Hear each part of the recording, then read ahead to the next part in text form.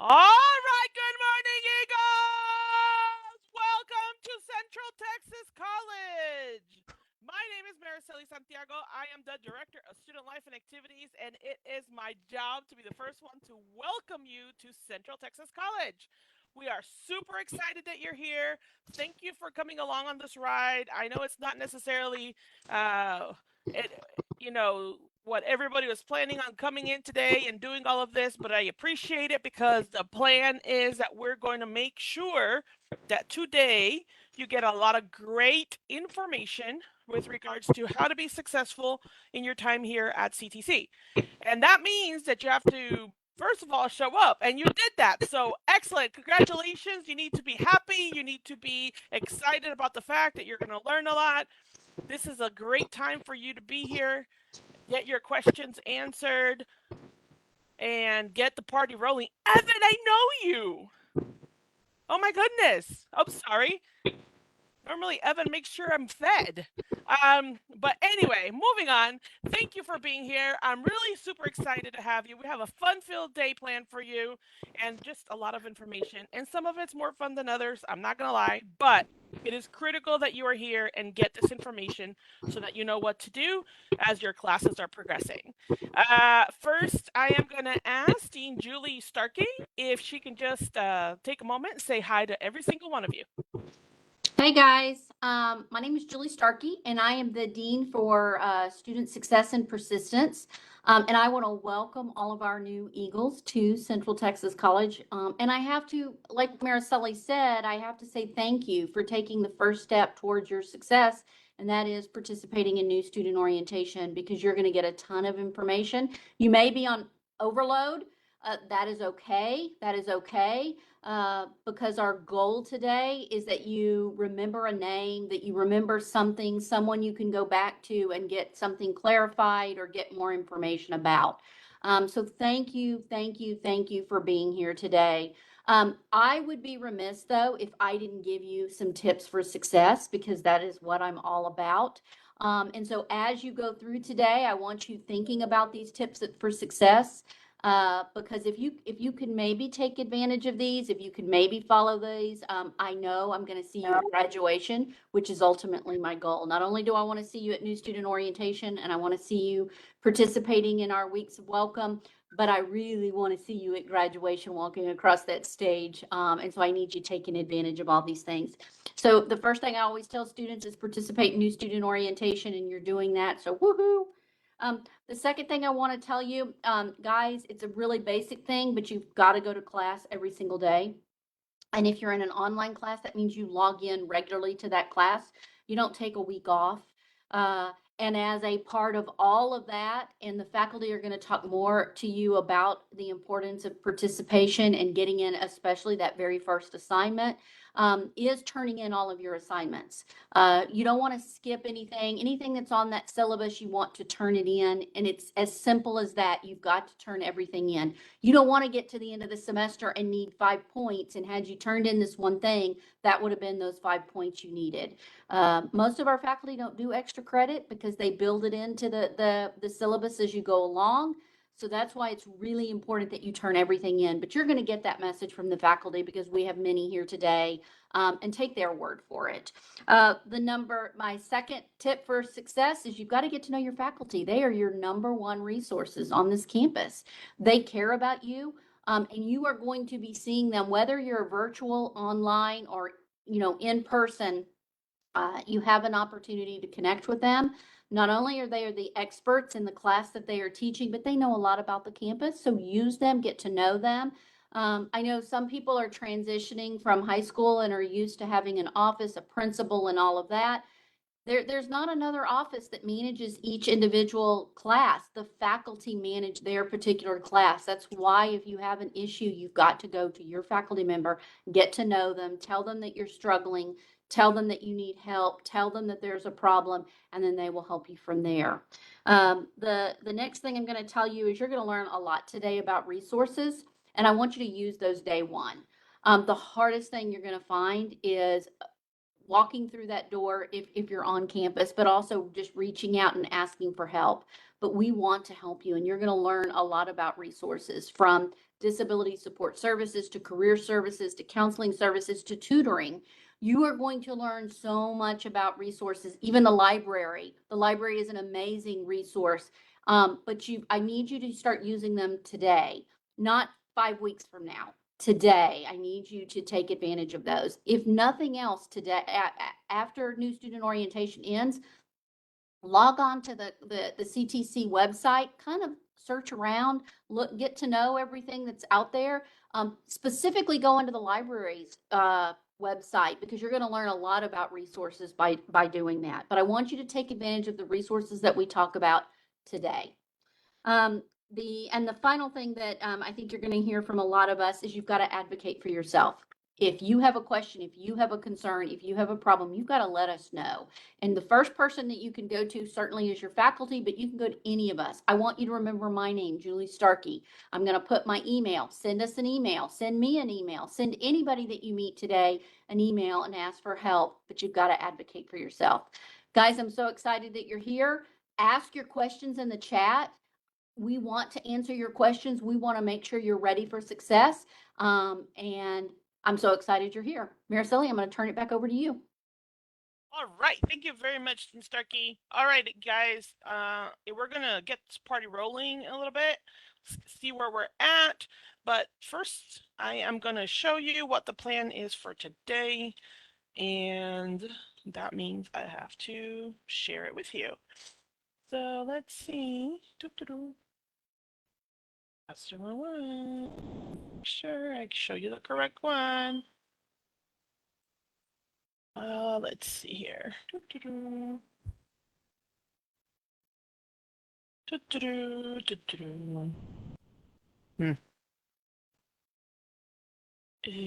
Right.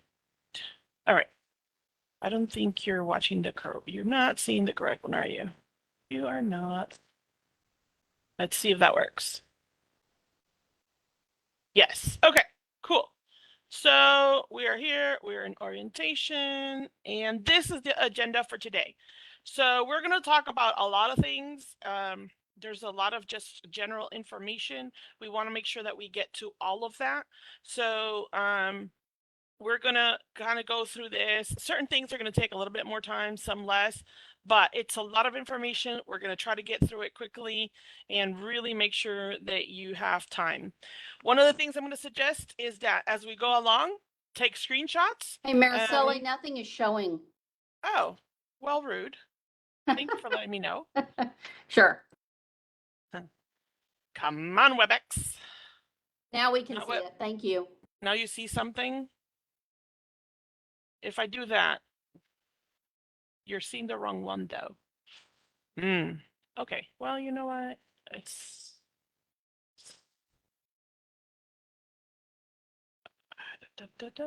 I know that there's a way. And I get back on black. No. What is this one? No.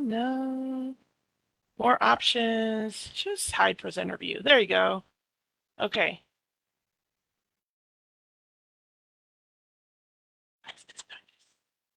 This is not normally what happens, but you know what? It's okay. Which one are you seeing? You're seeing the wrong one, aren't you? Yep. For some reason, you're seeing the wrong one. It doesn't matter. You know what? We're going to keep going. So I'm going to go back because I went too far. But as we're going along, I want to make sure that you guys are actually taking the time and taking screenshots of whatever it is that you see that you think is important. So if you're on a phone, you can always just take a screenshot. If you're in your computer, either take a picture with your camera or your phone, or just do a screenshot and save it somewhere, because that way you can reference it in a future time. Okay. So first of all, we want to say welcome again to CTC. These are some emails and some information that is going to be super helpful for you as we go along. So the first one, slife@ctcd.edu. That one is for student life. That is me and my office. And then the other one is success@ctcd.edu. That is for student success area. That includes, we're going to talk more about that, but that's tutoring and just making sure that's everything that Dean Starkey oversees, then I fall under that. You can send information if you have questions about anything to any one of these emails, and we're going to do everything to help you. And of course, we have our website, which has so much information. We want to make sure that you know what's going on. Okay. Then we're going to talk a little bit about emails. And I want you to know about emails because you're going to get, as soon as you register for your classes, and you're going to, well, actually, within 3 business days of your class registration date, that's when you get your email. So if you have not looked, you should be receiving some information on your email. If you don't get it, don't worry about it. Here's what you're going to do. You're going to just look for the CTC Eagle Mail. And if you go to our website under Student Tools, you have that option in there. And your email usually is the first initial of your first name, then your whole last name at stu.ctcd.edu. Now, sometimes we do have duplicates, so they may put a number next to it, like msantiago5@stu.ctcd.edu as an example. So that does happen, but if you actually go into the Eagle Mail website, it will give you some instructions as to how you can access it. And even if you don't have your password, you can contact our IT department and they will help you figure it out. So don't think that you don't have options. But the main thing about this is you need to know that you have an Eagle Mail because that's how we're going to communicate with you. And you're going to hear a lot about Eagle Mail, so that's what we're telling you about it. We're going to be, the faculty and a lot of staff here at CTC are going to be contacting you in that way. So the other thing, if you are in Texas, you can come to our central campus. You can get a CTC student ID. It looks something similar to this. And it has your CTC student number, and then your basic information. This, you can get it in building 211, which is where you do the enrollment center, which is where you do your registration records, pay for classes if you need to go in person, and things of that nature. And all you need to do is bring a registration statement, which is basically showing that you're registered in your classes, a valid federal or state or military issued ID, and then we will give you an ID card. You will use it for a lot of the services that we have here on campus, to include things like tutoring, student lounge, our gym. So if you are planning on spending any time here on campus, our library, you need to make sure that you have your ID, and if you want to use our services. If you are outside of Texas and you cannot come to our central campus, I am sorry, we cannot mail you one. We need you to be here physically. But if you are going to be able to at any point come to Texas and come to our central campus, as long as you're enrolled, we will go ahead and get you an ID. For those of you that are in our central campus here in Killeen, you will also need to have a pass for your vehicle. It is free. You don't have to pay anything. All you have to do is go to building 209, which is our police department, and you just need to have your vehicle registration, your CTC ID, and your driver's license. But you need to make sure that you are parking in the correct spaces. And if it says reserved, faculty only, or anything like that, you cannot park there. Everything else, we have a lot of parking on campus. So it's really good that you take, just the time, figure out like where's the best place for you to park so that you can get to your classes and all of that, and not get a ticket in the process. Okay. Definitely never park in handicap. That is, you will get a hefty fine for that.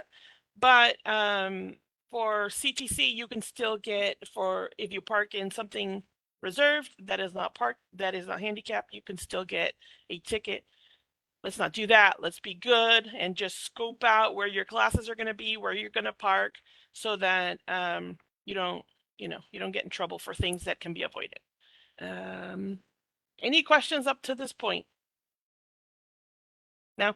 Okay, so I am going to ask Miss Charlotte Wesley, and I know Morgan is probably in the background somewhere, but I think Charlotte is the one who usually speaks.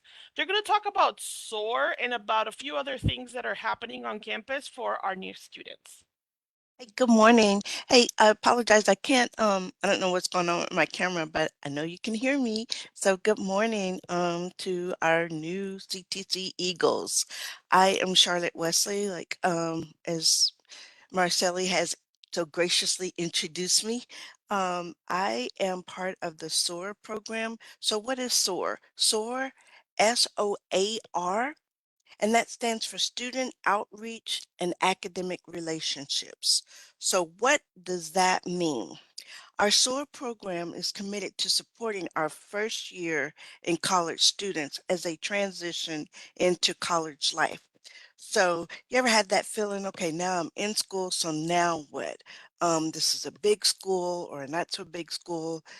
Who sees me? How do I get from the beginning of registration into my classes, into my next semester? How do I um, do my financial aid? How do I meet with my advisor? Where are all these people? So that is where S.O.A.R comes in for you first time in college students to build connections. Part of the S.O.A.R program, we partner with other departments here on campus, like career services, advising, the foundation office where you apply for your scholarships, and the financial aid. So all of these different departments help you, the student, move from semester to semester. Because being a part of S.O.A.R, we don't want you to get lost while you're here, while you're attending, while you're on your education journey. So we're here to help you move through graciously and get to graduation in a timely manner. I'll put my information in the chat, how you can contact me or my counterpart, Morgan Poe. And I'll also, as we go through the day, I'll attach different email addresses for the other partners, for the other departments that partner with the S.O.A.R program. Excellent. Thank you very much.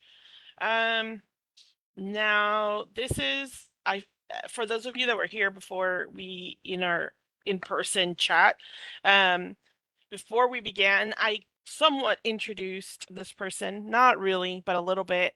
She is what we call our Blackboard guru. Uh, she explains to you what Blackboard is, how to be successful in the class, how to take classes that are gonna, what does it all mean? So our Blackboard guru is Dr. Angela Reese. She is our faculty extraordinaire who is always gracious enough to join us at these orientations, and she is going to talk about Blackboard and what the heck is that? Dr. Reese, what is Blackboard? That's a great question. So, Blackboard is our virtual classroom. But first, I want to say welcome, Eagles. Thank you so much for being here. Thank you for taking the time out of your day and your first steps forward to be successful in all you do at Central Texas College. We cannot wait to see you on campus and see you in our classrooms. So, one of those classrooms that we use in almost every single one of our classes across campus is going to be Blackboard, which is our virtual classroom. I believe, let's see, yep, it's showing now. So my job today is just to show you how to get to Blackboard. Now, I do want to tell you, do not try to follow along with me. It is not going to work.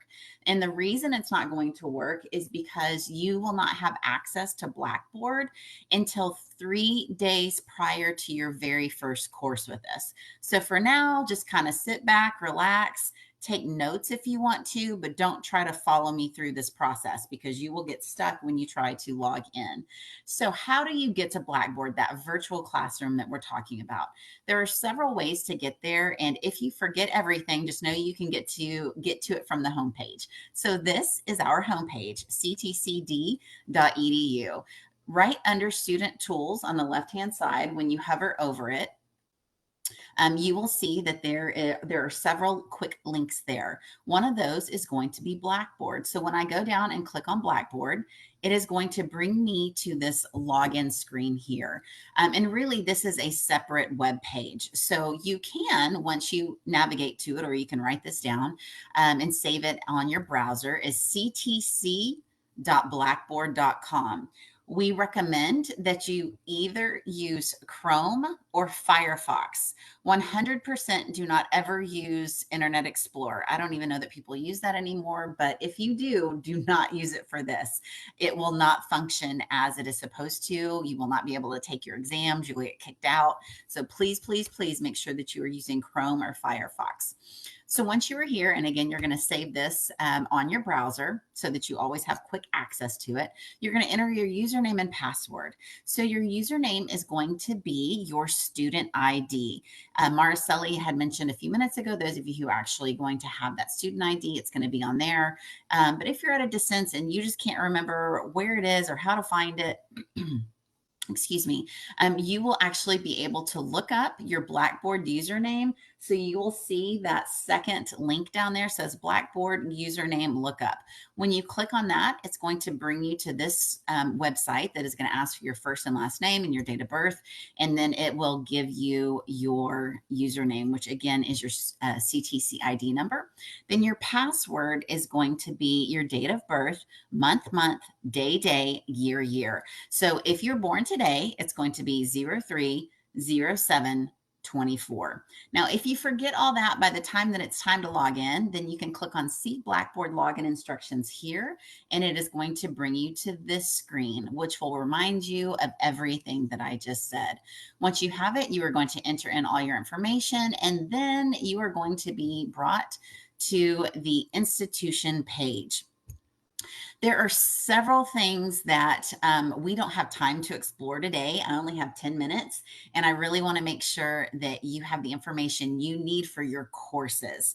Once you actually are in your courses and have access to Blackboard, you can explore all the other great benefits of Blackboard and everything that you have access to. For example, this landing page, this institution page, it has a bunch of student resources. So somebody had asked about Office 365. I'm only pointing that out because somebody did ask about that today. I did put it in the chat, but this is another place that you will be able to click on it and be able to get access. So if you ever have just some general questions, here are a great number of resources for you here. Once you actually are in Blackboard, have that access, there is a new student Blackboard orientation that you can review that is linked in most of our classes under syllabus page 1. If for some reason one of your courses doesn't have it, you can reach out to your faculty member and they will be able to provide that to you. So on the left-hand side, this is our menu area here. This is something that you can, like I said, explore on your own or go through that Blackboard orientation. One of the main areas I want to focus on is going to be actually on your courses. So this right here is institution-wide overview of everything. So if you were to click on messages here, it's going to show you messages for all of your courses. And you can see that Calvin here has 16 unread messages. If I clicked on grades, it's going to show me overall how Calvin is doing for every class that he is in. So again, this is institution view. We want to focus today on your specific classes. So I'm going to click on courses up here toward the top. Once I click on courses, this is going to show you every course that you are currently fucking orientation right now. enrolled in, and also your prior classes. So you can see that Calvin has been enrolled. Yeah, you're on mute though. Marcel, are you able to mute?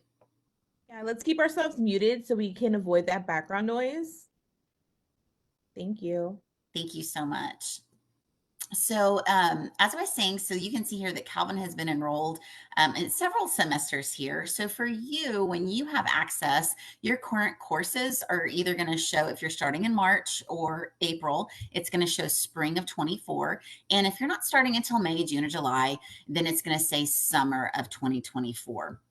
So once you are here and see all these great classes, I'm going to go ahead and click on this one right here that Calvin has been enrolled in. Now notice right here, you will see not only can you click on the course, but it tells you the name of the course.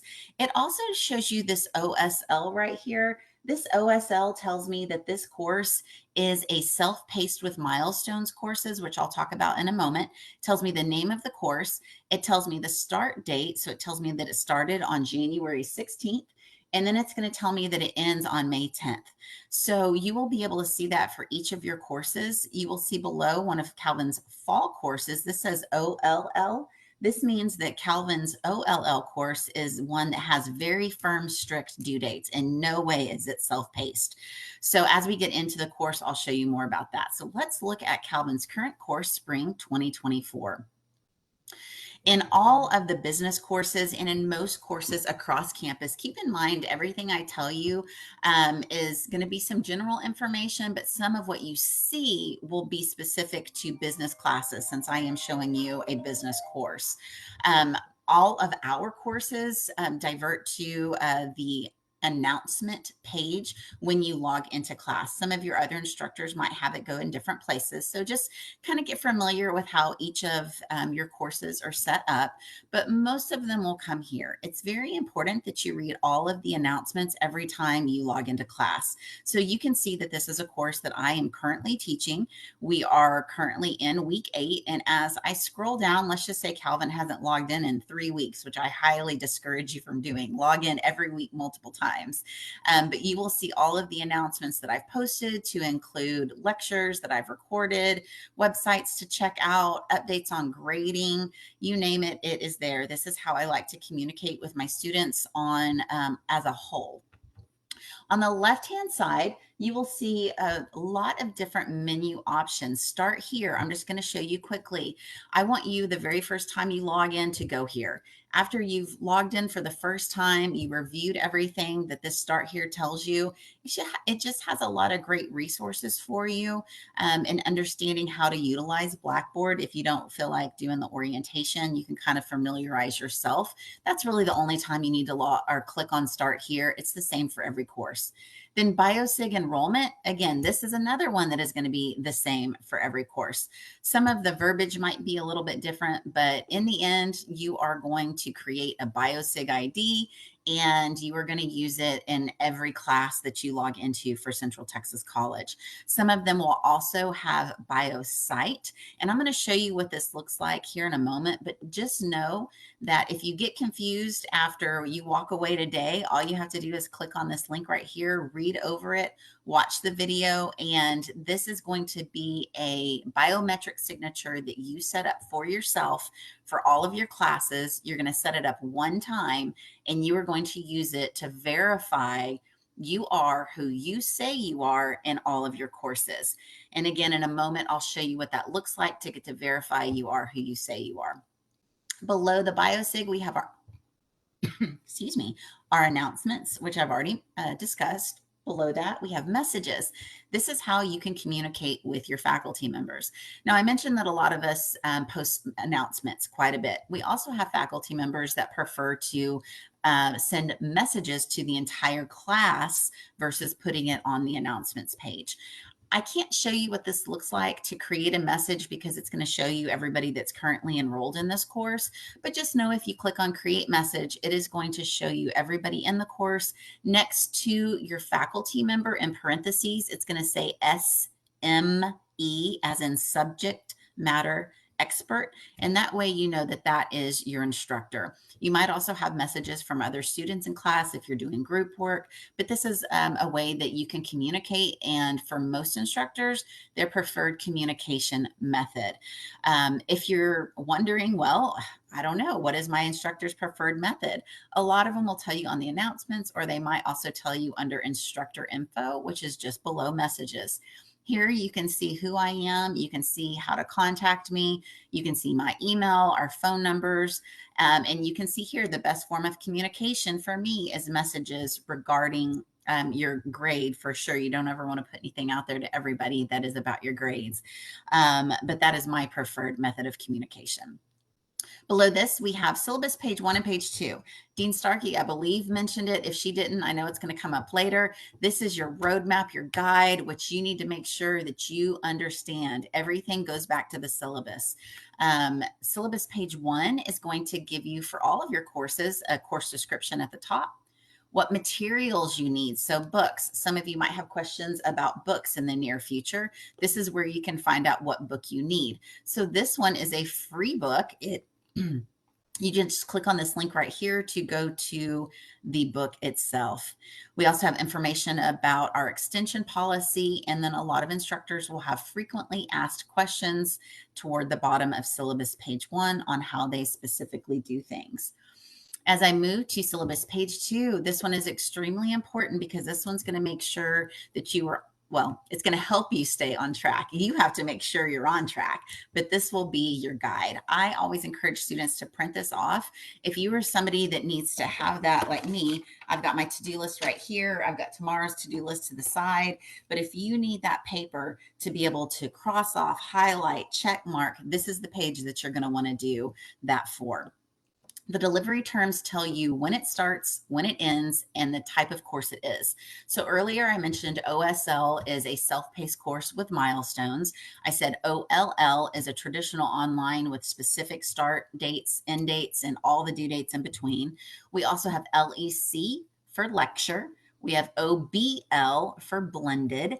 And then we have another one that Dr. Crucelia might have to tell me how it's coded, but it is a high flex course to where it is kind of a lecture / online combo. So if you aren't able to make it to your lecture course, then you could WebEx into the course. Dr. Crucelia, what is that code called for this one? It's HFLEX. HFLEX. Okay, thank you so much. Mm-hmm. The other very important thing Dean Starkey mentioned that I'm going to show you here in writing, we have a policy procedure that we have to follow as faculty members and that you as a student have to follow. You are required to be active in the first day of your course. You have to make sure, the first week of your course. So notice there that says that even if it's that self-paced course, you have to not only log in, but be active in a graded activity. If you do not do that in the first week in an 8-week course or in the first 2 weeks of a 16-week course, you could be dropped for non-attendance. So please make sure that you pay attention to that, and note that if you're in 4 classes, just because you did it in 1, that's it. You didn't do it in the other 3. So you could potentially be dropped from 3 classes. Below this, we have our schedule of assignments. This is what I would like to print off, highlight, check mark, cross off. This tells you how to stay on track.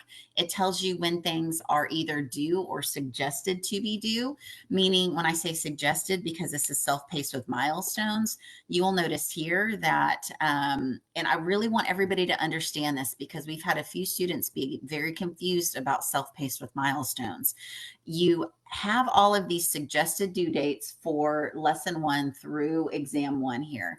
Those are suggested, but by the time you get down to 220, you have to submit everything for potential full credit. After that, it's a 10% penalty over a 7-day grace period. So for this course on February 27th, everything exam 1 and before that no longer open for my students. So please make sure to pay attention to that too. And I'm going to scroll down, and I'm running out of time, so I'm going to kind of wrap this up. You can read the rest of it, of course, yourself as you get into your classes, but you will see all the information you need to be successful in your class, the point breakdown, what you need to get an A, B, C, D, and hopefully not an F down there. We all want to strive for those A's. A few other quick things that I want to show you. Of course, I told you I'd show you how to verify you are who you say you are. So under lessons, some instructors might have this named weekly activities, units, lessons, modules, but for the most part, you will see lessons. You see here that you have this little biosig in the upper left-hand corner, and it says this is the lesson verification, meaning you need to tell me you are who you say you are by showing me that you can verify your biosig ID. Now, I created mine 12 years ago. It's never changed.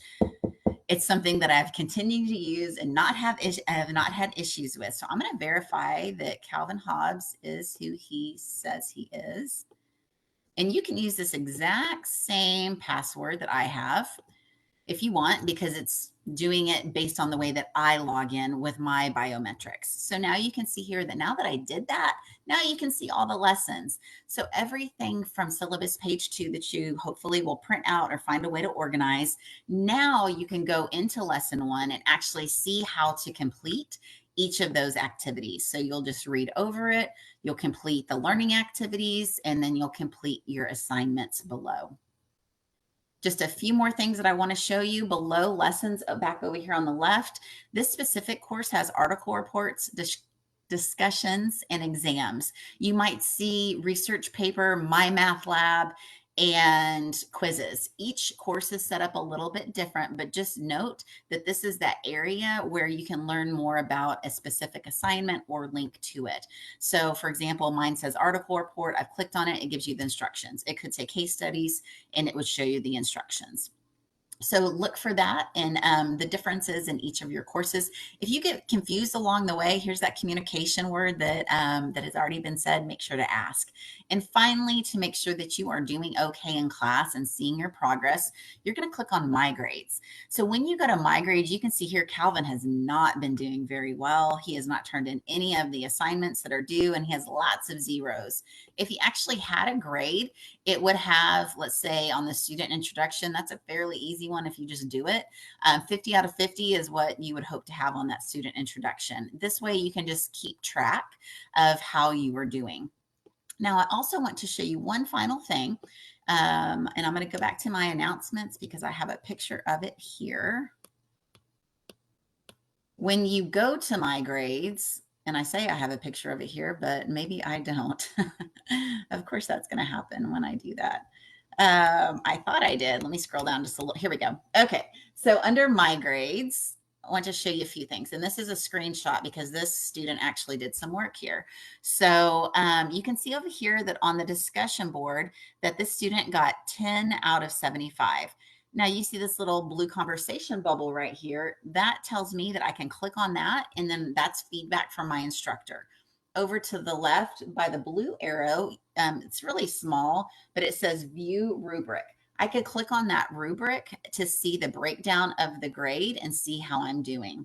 One other final thing for this area, if I had started an assignment but not completed it. So over here where you see the 10, instead of all of that, it would have just a big blue, it's a lighter blue, but a lighter blue circle telling me that I've started it, it's in progress, it's not finished, meaning you, the student, have to complete it.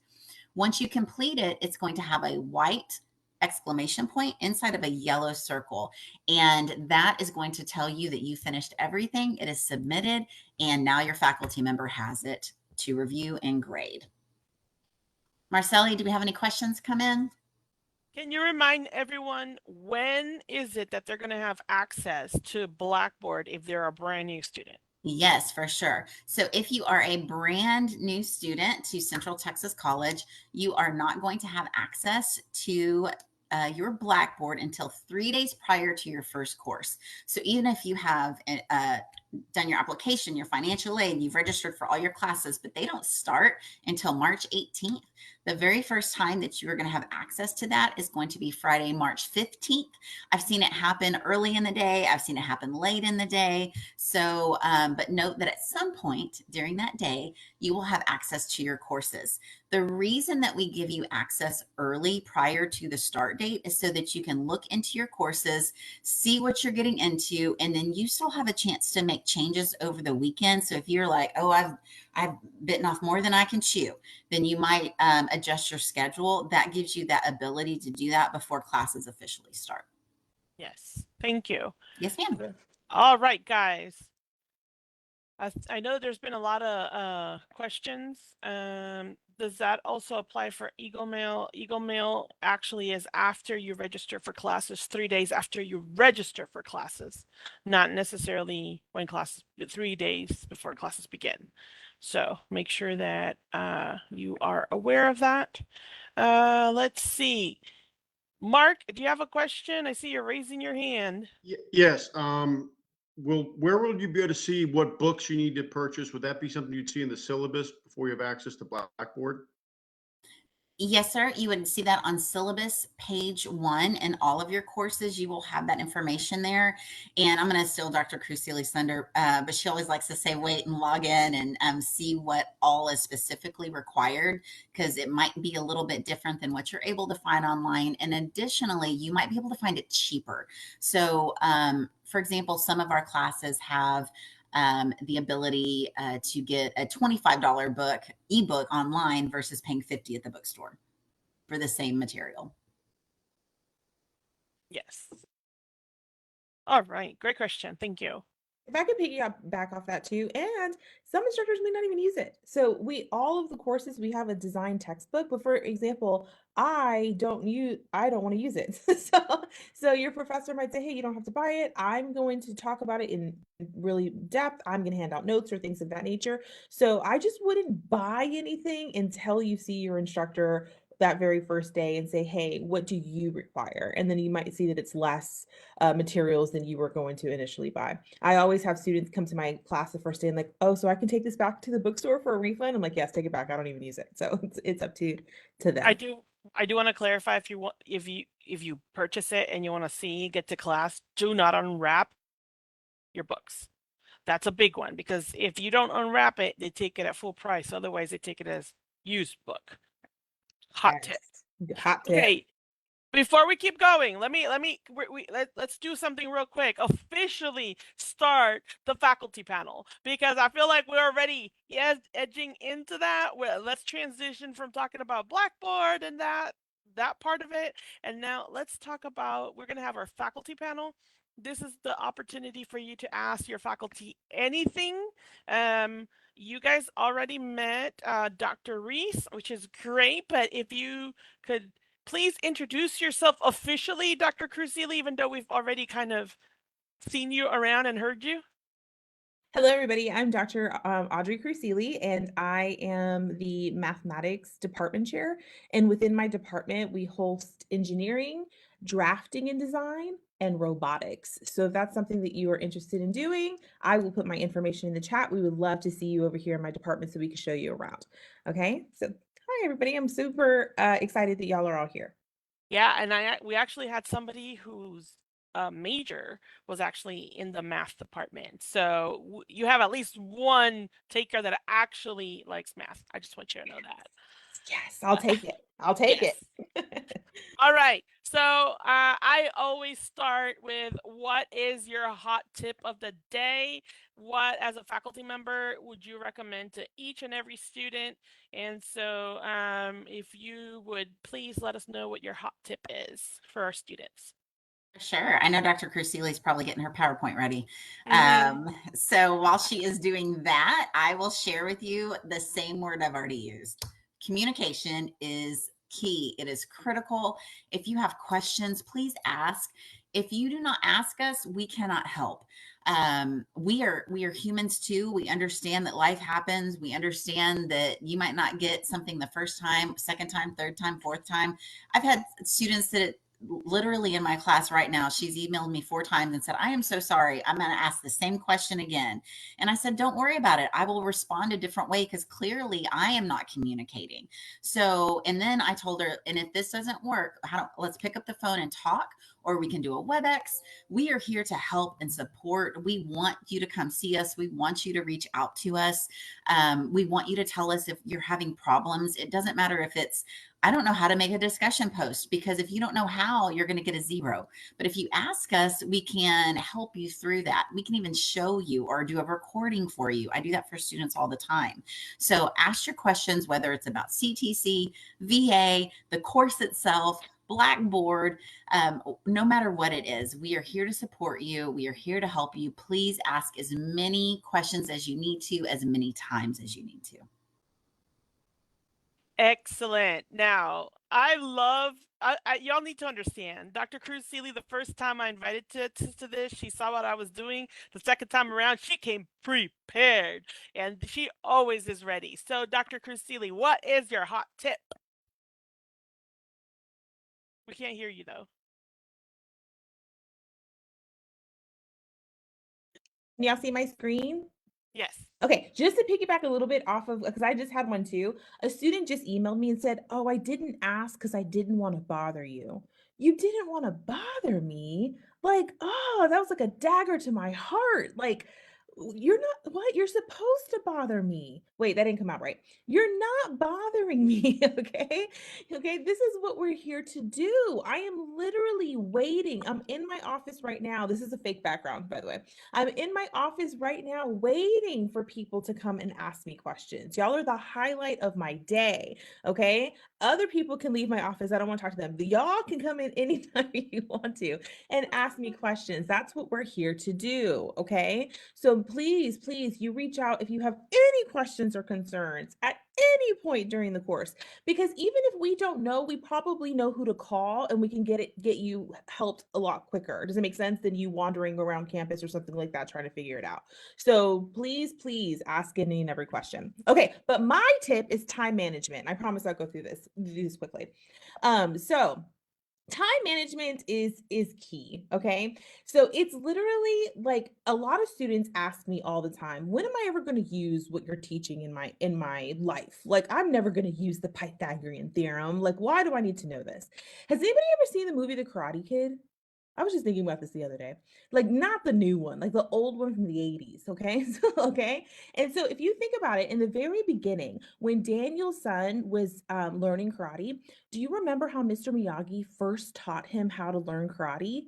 If you haven't seen the movie, it's like from the 80s. You should go see it. But he taught him by having him wax the car, wax on, wax off, paint the fence, sand the floor, paint the house, right? He had him do all of that. And there's this epic scene where Daniel got mad and he was like, you know what? You're not teaching me karate. I'm leaving. Like, you're not doing what you're supposed to do. And Mr. Miyagi shows him that he's been teaching him karate the whole time.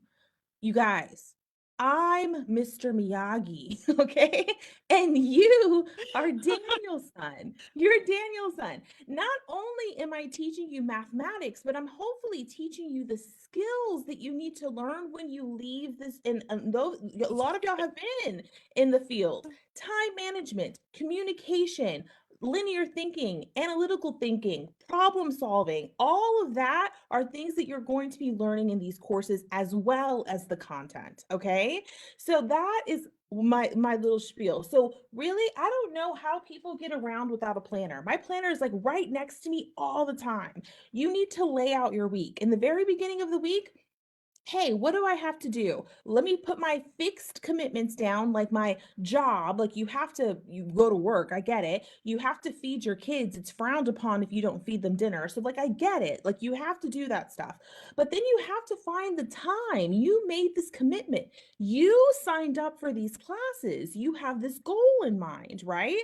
So you need to make sure that you're doing the things that you need to do in order to complete that goal successfully. So like the very beginning of the week, plan out your week. I'm going to watch the videos. I'm going to go to class. I'm going to go to a workshop, whatever the case may be. And then during the middle of the week, you're doing your homework. You're getting it done. At the end of the week, everything should be done for that week. You're reviewing and planning for the next week. How do you do this? It's honestly, you guys, it's about time management. It like students email me all the time and say, oh, I have a full-time job.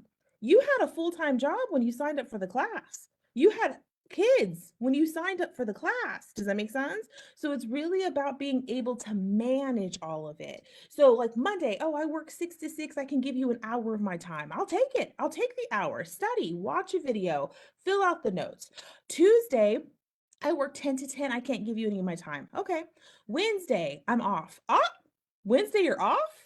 You're off, you say? then the majority of that day should be mine, okay? Maybe a little bit for your other teachers, but the majority of it should be mine, okay? And you want to make sure that you get that stuff done. So a lot of students say, hey, when do I have me time?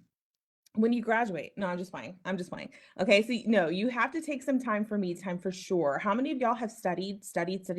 All you did was study, and then you go in and you bomb the test? Oh, just me? Okay, never mind. I'll put my hand down. Okay. Okay. So it's because that you were too hyper focused on something. You have to take breaks. Okay. So that's something that you have to plan for as well. So I just wanted to let you know that we are here. We will help you, but really it's a goal that you created. So you really need to manage your time. Okay. Do not wait until the due date to try to do everything in one day. We are literally sitting here eating popcorn, seeing if you're going to get it all done. Okay, so really make sure that you're spacing all of your work out so that you're not giving yourself that anxiety by trying to get it all in one day. Okay, that's my spiel. Thank you so much. Thank you, Dr. Kruzili. We have a lot of great opportunities here, and that is why we love our faculty. This is a fun bunch. I tell you, we have fun and great faculty. It is not just about learning, how to do math or that. She will teach you the life skills. And sometimes those are the things that we need more of. For some people do, not everybody, but some people do. So let's see, do we have any, let me see if we have any, I haven't seen any like specific questions yet for the faculty, but some of the things that we normally have are you talked a little bit about the way that the classes are given and Dr. Reese, but can you explain can you kind of explain a little bit how critical it is to figure out like what kind of learner you are before you sign up for classes, and what are some of the things that like, because there's so many different types of classes that sometimes it's like I don't know if I can do an in-person class versus an SVL versus a an online class and self-paced. What is your Absolutely. experience with that? Absolutely. So you have to really think about how disciplined you are. That's one of the critical things. So the most flexible course we have is the self-paced with milestones course. And I showed you what the schedule of assignments look like, that there were a lot of suggested due dates.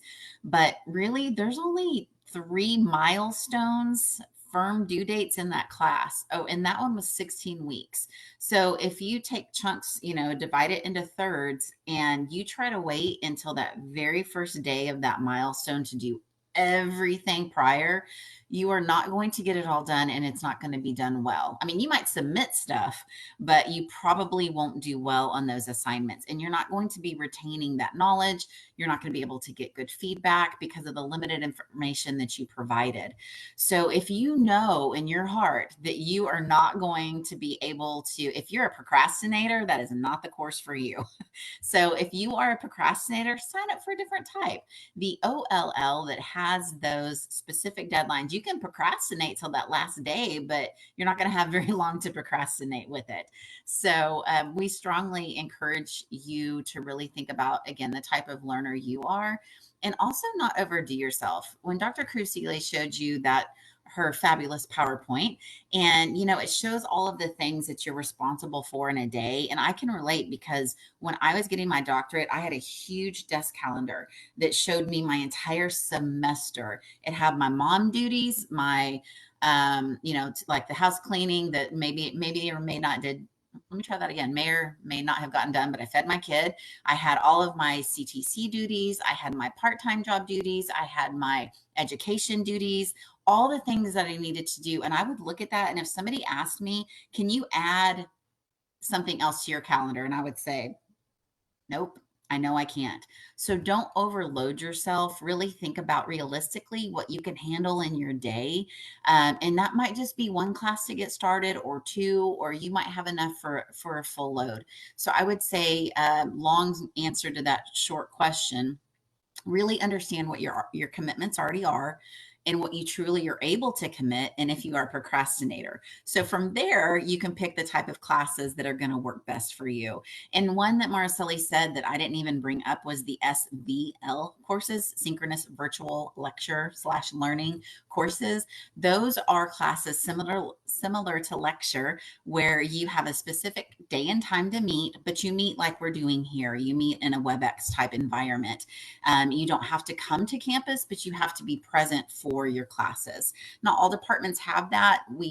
They're very popular post-COVID, and now we're seeing that a lot of our students aren't signing up for those. And but we still try to offer them if it's something that some students are interested in. So I just want to point out something, because we have somebody here who's into welding, and we don't have anybody specific to welding. But if you're interested in welding, automotive, and any of the industrial technology classes, and that will also go, because I know we had some coding. Somebody was interested in billing and coding. A lot of those classes are self-paced, but they have milestones, and you need to apply what Dr. Reese just said. Because that will apply to that. They will tell you you have this much time to be able to complete your work and show that you learned it, because it's usually they're mastery courses, and it still has those miles. You have to complete this and you have to do that. So make sure that you're taking what you're hearing from both Dr. Reese and Dr. Cruz Seeley, and apply it regardless of what kind of class is going on, because it will still apply. Same thing with graphics and printing. I know somebody had graphics and printing. Same thing. It's self-paced, but you still have to show up and take the test and still have to show the work. And I'm seeing something about aviation.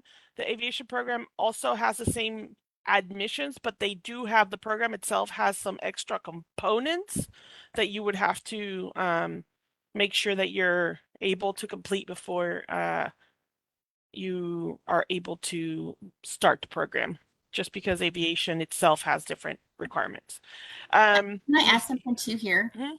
I just wanted to share with, since you brought up aviation and welding, those of you who are still trying to explore what it is that you were interested in and kind of sort of have an idea and are like, I'm just going to do general studies, I encourage you to go to the Career Center. I encourage you to visit with different faculty or different departments. Talk to your advisor when you go in and meet with them for your the program that you are looking to get onto. Tell them, don't just say I want general studies. Tell them, this is what I want to do. What program should I get on? Because there are so many here. I'm a Colleanite, born and raised, and I am still here. And I did not know all that CTC had until I started here back in 04, and was in the marketing department, and learned that we do have aviation, welding, entrepreneurship, plumbing. I mean, the list goes on and on with the variety of programs, engineering, robotics, graphic and design, all of these amazing programs that you can truly get everything that you need immediately to become employable or to advance in a specific career. Definitely. Okay. Let's see. I'm trying to see. I don't think I'm just trying to look, make sure I'm not missing anything. But can you all also explain a little bit to the students, like, it's how important is, and you kind of touched on that, Dr. Reese, but what is the faculty is not, and you guys have touched on it, but how the faculty doesn't just teach. And I don't think that the students always understand that the faculty, yes, they teach, they kind of get you rolling or something like that, but that's not all they do. They are there to help you, guide you through where Your you want to journey. go. Absolutely. Yeah, Absolutely. absolutely. We especially if you're within our department, if you're within our major, we're going to know who you are, and we're going to try to help you progress, and we're going to try to help you move on to the next stage of your life once you're done here. So we really we have these kind of mentor meetings. We'll sit here with you and say, hey, what can you do with this degree? Are you interested in going theoretical? In my field, theoretical, or you want to actually work hands-on with something? And then we kind of guide you through that. We look at different schools for your institutions that you might transfer to and talk about transferability. So we are with you every step of the way. We really are. We want you to succeed. It makes us look good, right? So we want you to get through. So anytime that you have any questions or concerns, we are here to help. It doesn't have to be only about the content. And like I said before, if we don't know, we know who to call. Okay, so we'll help. I've picked up the phone many times with a student right in front of me, calling different departments and trying to get the answer. So you'll have some kind of a workaround by the time that you leave. So we don't want you wandering around trying to figure it out on your own. We want you to get help immediately. Absolutely. And we can all, sorry. No, go ahead. We can also help you along your journey, as I mentioned, to help to make sure that you are on the right degree program for what you really want to do. I'm primarily online, but I interact with my students all the time. I give them feedback. I ask them questions. I tell them to reach out to me. And one of the main things that I do in the very first weeks of class is I ask students to tell me about, what's your goal? What's your purpose? Why are you here? What do you hope to get out of this? And so many times I hear students say, I'm on the general studies degree plan and I want to become an entrepreneur. I want to open a small business. And I say, that is amazing. How about you get on the entrepreneurship degree program? And we talk about the reasons why that's important to them and how that it can help them. So we encourage you in a variety of different ways, not just on that specific content.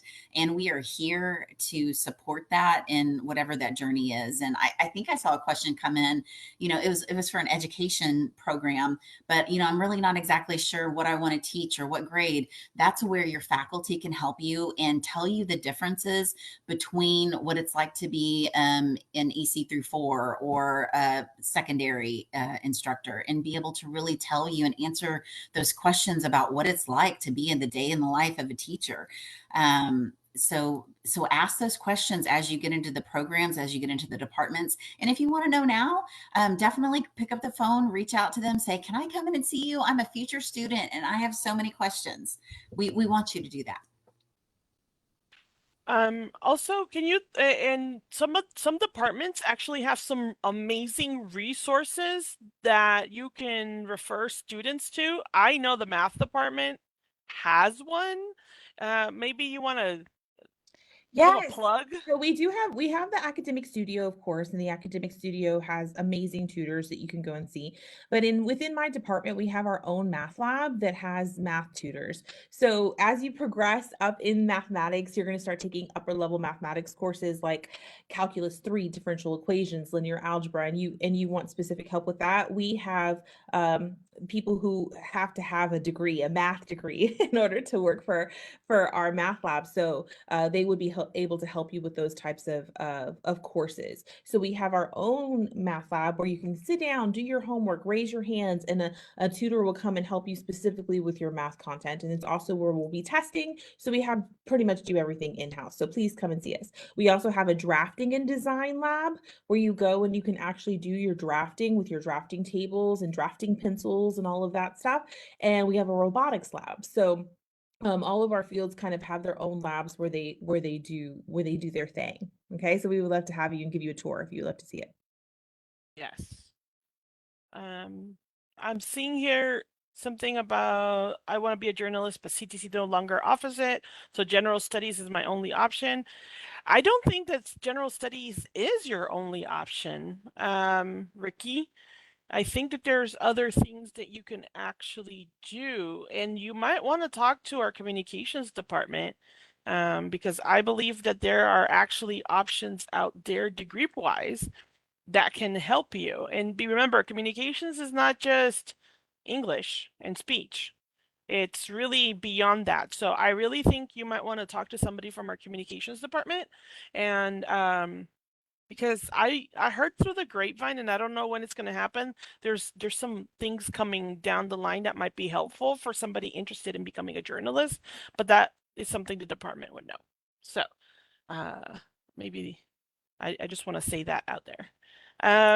And this is where the faculty can help you, because even if you take English classes, that's what they're saying. You take some English or speech classes, you can talk to the faculty and say, hey, this is what I really want to do. Can you help me out? And they can help you figure out what's the best pathway with what you want or your ultimate goal is. And then, like Stacy said, definitely talk to an advisor. The academic advisor can help as well, but with the faculty can too. Let me see. How are we on time? I haven't even looked because I always have fun with you ladies, and so it's kind of hard for me to. I never want to let you go. But trying to think. Any other questions? Ooh, I have a comment. Yes. Because sometimes you don't know what you don't know. So one thing to be on the lookout for is the not only the type of class that you're signing up for, so lecture, online, self-paced with milestones, whatever that may be, but you also have to look to see how long your course is and when the start and the end date is. So you could go out there right now and try to sign up for something, and it could be a 3, 4, 5, 6, 10, 12, 16-week course. So you want to make sure that you realize what it is that you are signing up for. And I've seen students before sign up for 4 8-week courses starting in January, thinking that they're signing up for 4 16-week courses starting in January. So major difference there, and trying to get all that work done in 8 weeks versus 16 weeks. So look at the start date, look at the end date, look at the type of class. And when advising comes on, they're going to be showing you how to utilize that tool, and make sure to really pay attention when they're showing you Eagle self-service, to, again, the type of course you want, the length of course you want, and the semester that you want. Because we have start dates every month. Yes. Okay. What else we have here? Do you all Ooh, have a I guide on do. what class not to take together because of a heavy workload? Yes, yes. So, Yeah, yep. calculus and anatomy and physiology. your program of study, when you get your map basically from advising, or when you go online to look at it in Eagle self-service, it will show you all the classes, and it will show you the order in which we suggest you take them in, so that you are successful.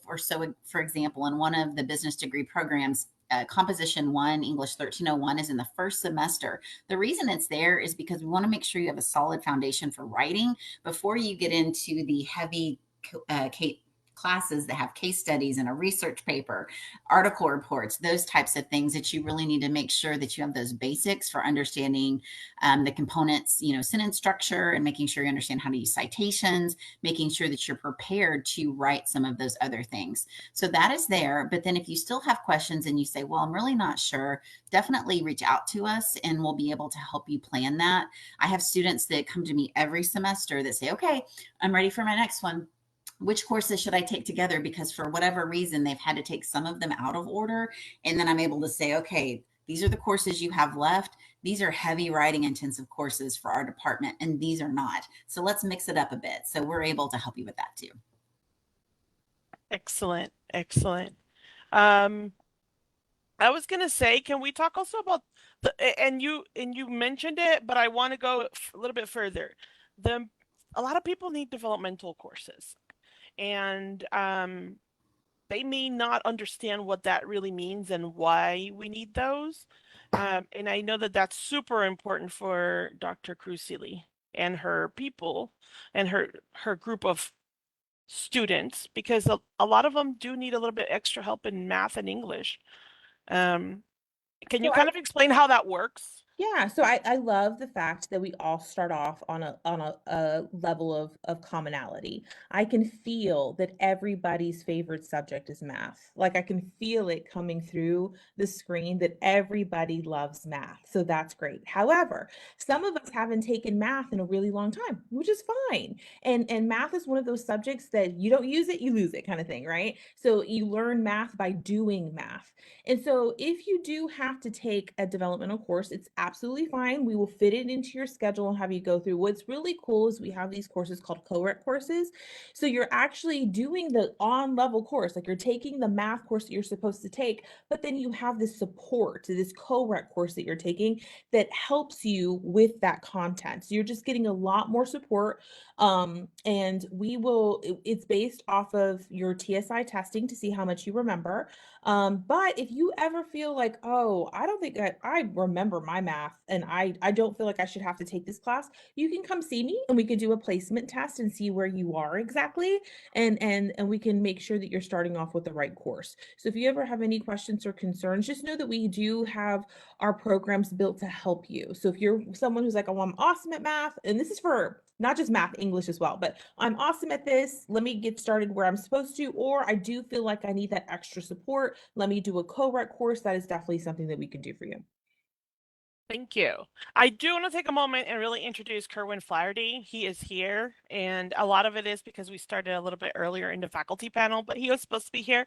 And I did tell somebody before, hey, I want you to meet him because he is the coding, medical billing and coding guy. And so I always have you. Hi. Hello. We always want you to start with a hot tip, and I know we're kind of coming into it, but can you give us your hot tip before we keep going? I think that it probably might have already been covered, but checklists and planners. I think that going through and using a planner for college is always a great tip. It really is one of the best skills you can learn while you're in school is like project management and time management. That's going to serve you very well while you're in school, and then once you move on to your career, that's really sort of one of those universal skills. We like to call them, the soft skills that will be applicable to a lot of different things. But yeah, just planners. And we had a question a little bit about self-paced. We talked a little bit about self-paced and some of the like what we call Kate Center, which is career and technical education for those Yep. of you that don't know. Can you explain a little bit how those courses work? Because we had like somebody, like I said, from in your area. We also had somebody from welding, and those classes are work out a little bit differently. Yeah, welding's a little bit different than our programs. They have a monthly cohort that starts, and you sort of work through with your cohort.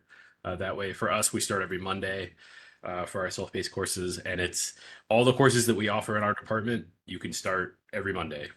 Doesn't matter what time of the year it is. You can start whenever you're ready.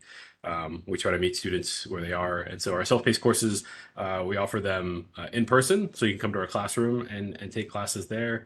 We have a faculty member that is sort of stationed there to help answer any questions that you might have and sort of guide you through the process.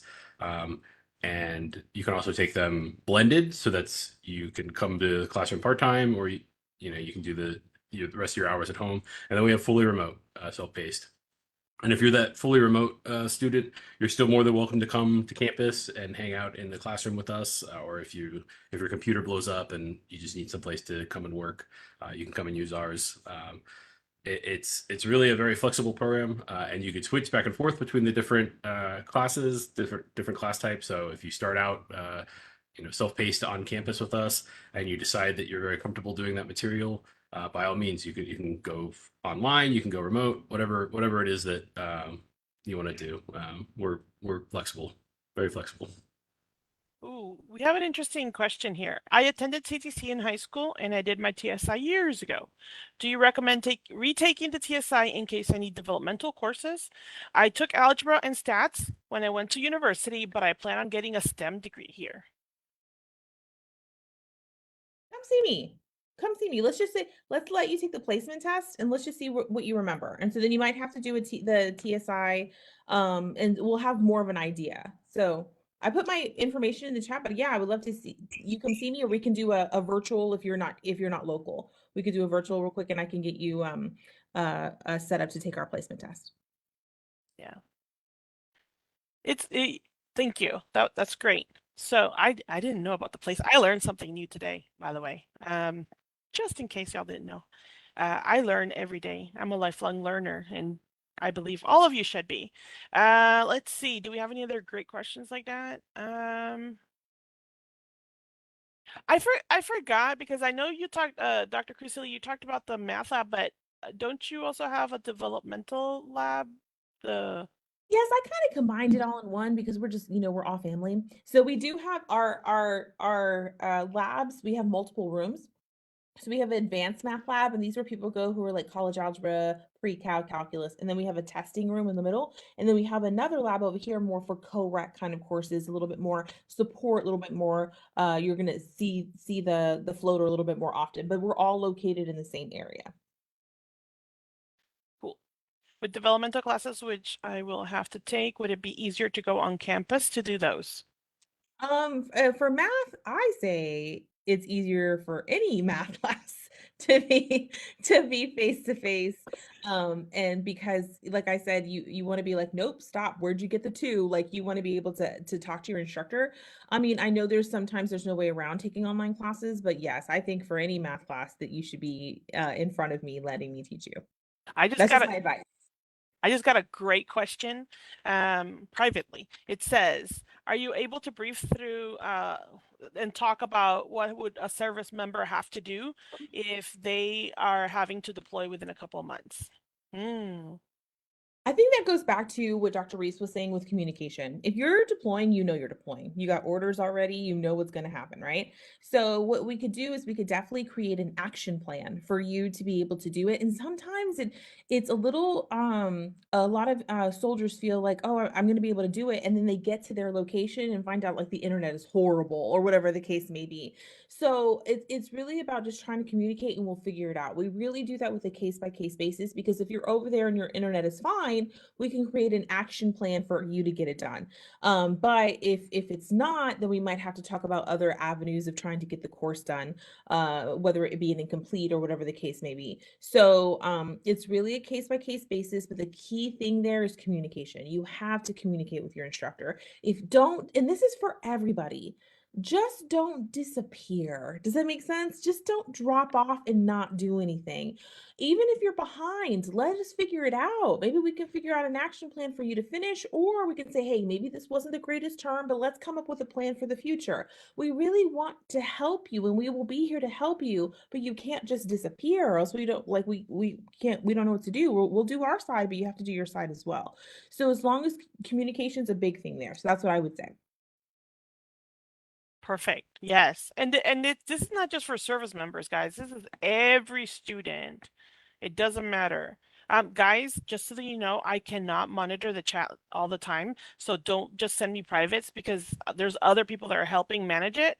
And I want to make sure I don't miss anything that you're sending me. Somebody I think I messed up on enrolling in classes. I don't really know what the classes to start with. I want to become a neonatal nurse, but I haven't taken any maths or science courses. I need help kind of setting everything up.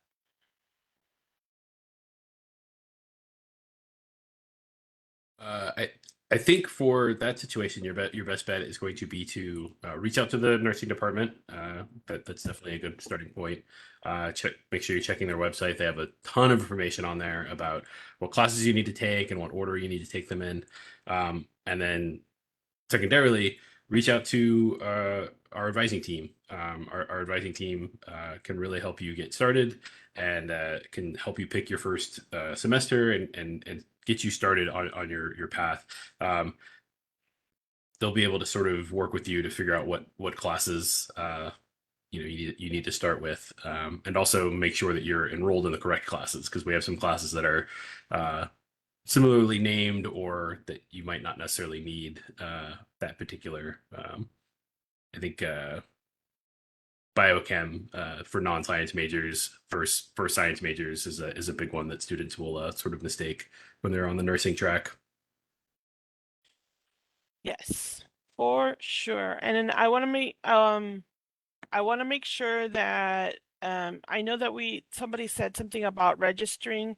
Most classes you can register for through Eagle Self-Service, but the Kate classes are a little bit different. Can you talk a little bit about that? Yeah, so our enrollment process within office technology is very different, and then also for industrial technology is also different. So your first semester, generally you're going to enroll with our Kate Center advisors. They're located in Building 253 West in room 24 now, I think is what it is. So they will help you enroll in that first semester. And then after that, we handle our enrollments internally. So we have a form that you send to our Kate Center manager. You fill out what classes you want. And if there's any issues with it, they'll reach out to you and talk to you. It's a very personal, very concierge experience. And it's the same on the industrial tech side. So they manage their own enrollments over there as well. Let's see. But I will say that advisors can make sure and tell you exactly how you need to do it if there is a difference. Yeah, always reach out to your advisors if you have questions with things, even if you're enrolling in classes on Eagle Self-Serve. Earlier is better because, as you can imagine, the closer to the start of the semester we get, the busier that the advisors will get, and so it'll take longer for them to reach back out to you. So if you know that you're going to start classes, in summer or in the fall, enrolling as soon as those classes open up is always going to be your best bet. And then trying to communicate with them earlier is better, because once we start to get close to the semester, they are task saturated in the advising department. Yes. How would you like? Okay, we're gonna have advising come in a little bit, and they're gonna tell you all about how you can contact them. And we'll get a little bit more information about registering and all of that through the classes. They'll help you. They're gonna go over some of that. Let's see, because we have a few questions that have to do with that. Have I missed anything?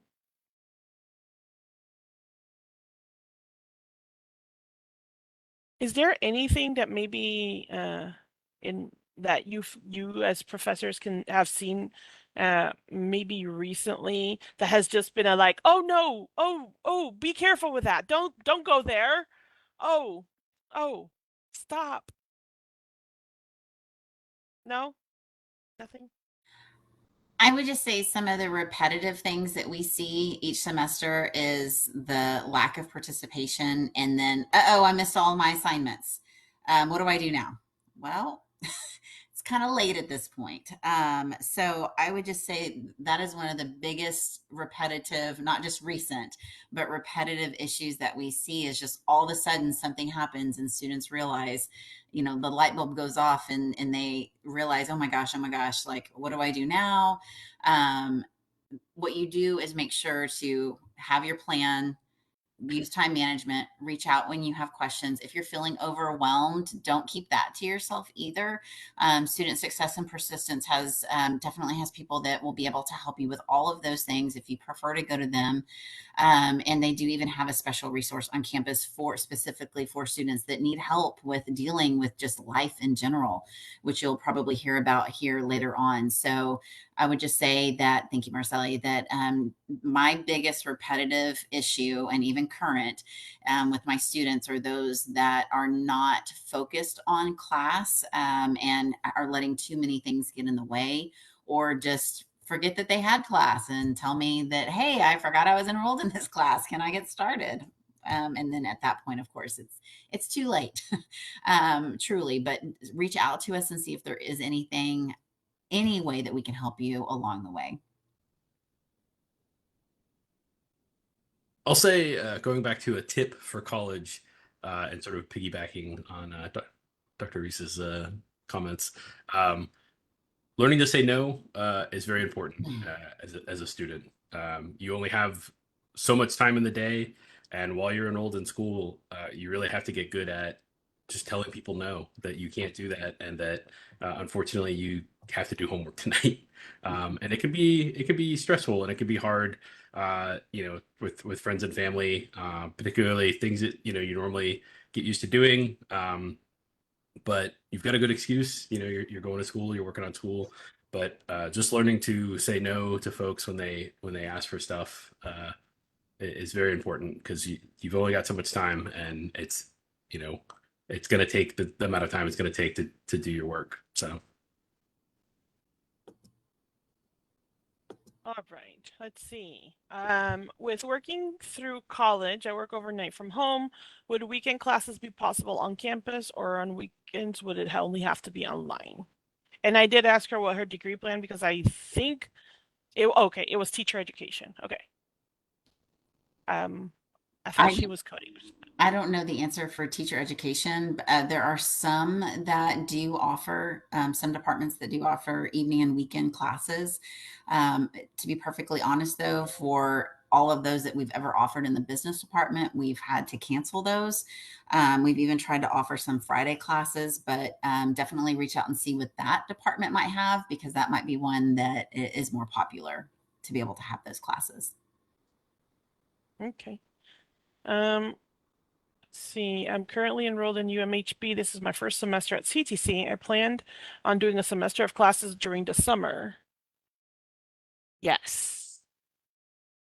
I don't know what the question is with that, but great. We're very happy that They're you're here for you. and we actually have a lot of students that are like that. They just kind of come in for the summer, and they need a few classes and they move on. It's still just as important that you're here today, because what you're doing at UMHB and what their processes are may be different from what we're doing here and what's expected here. So definitely, that is a great idea. Now, let's see. I'm not seeing any more questions, guys, for the faculty. I need you to put them in chat right now. Otherwise, we are going to continue. We're kind of starting to wrap it up. Let me know any more other questions that we might have in the chat. I am trying to see and make sure I'm not missing anybody. Is there anything else that I need to be looking at before we move on? Okay, I don't see anything. Anything else from our faculty panel that you guys might want to add that maybe we've forgotten to mention? Just a good reminder, communicate, ask questions. I'm going to tell you guys a little story. During the pandemic, that was the biggest issue.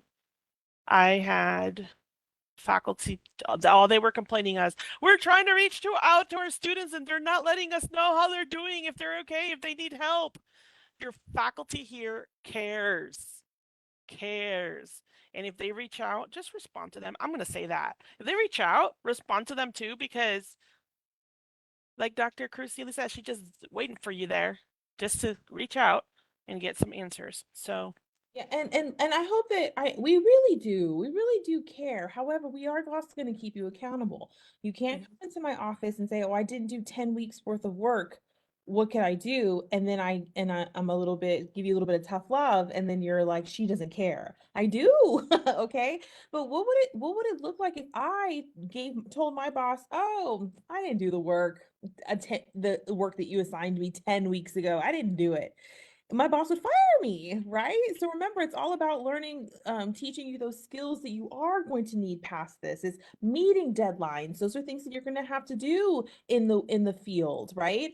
In the workforce, meeting deadlines, working collaboratively, communicating. These are all things that you have to do. So if you come to me and say, "Oh, I just didn't do the work for 10 weeks." Okay, I do care about you, but I'm really trying to set you up for success. And so I just want to let you know about that. So don't think she doesn't care. We do. We're just trying to give you a good pathway. yes. All right. Let me see. Any others? Just understand. No. So it depends. Some online classes are self-paced.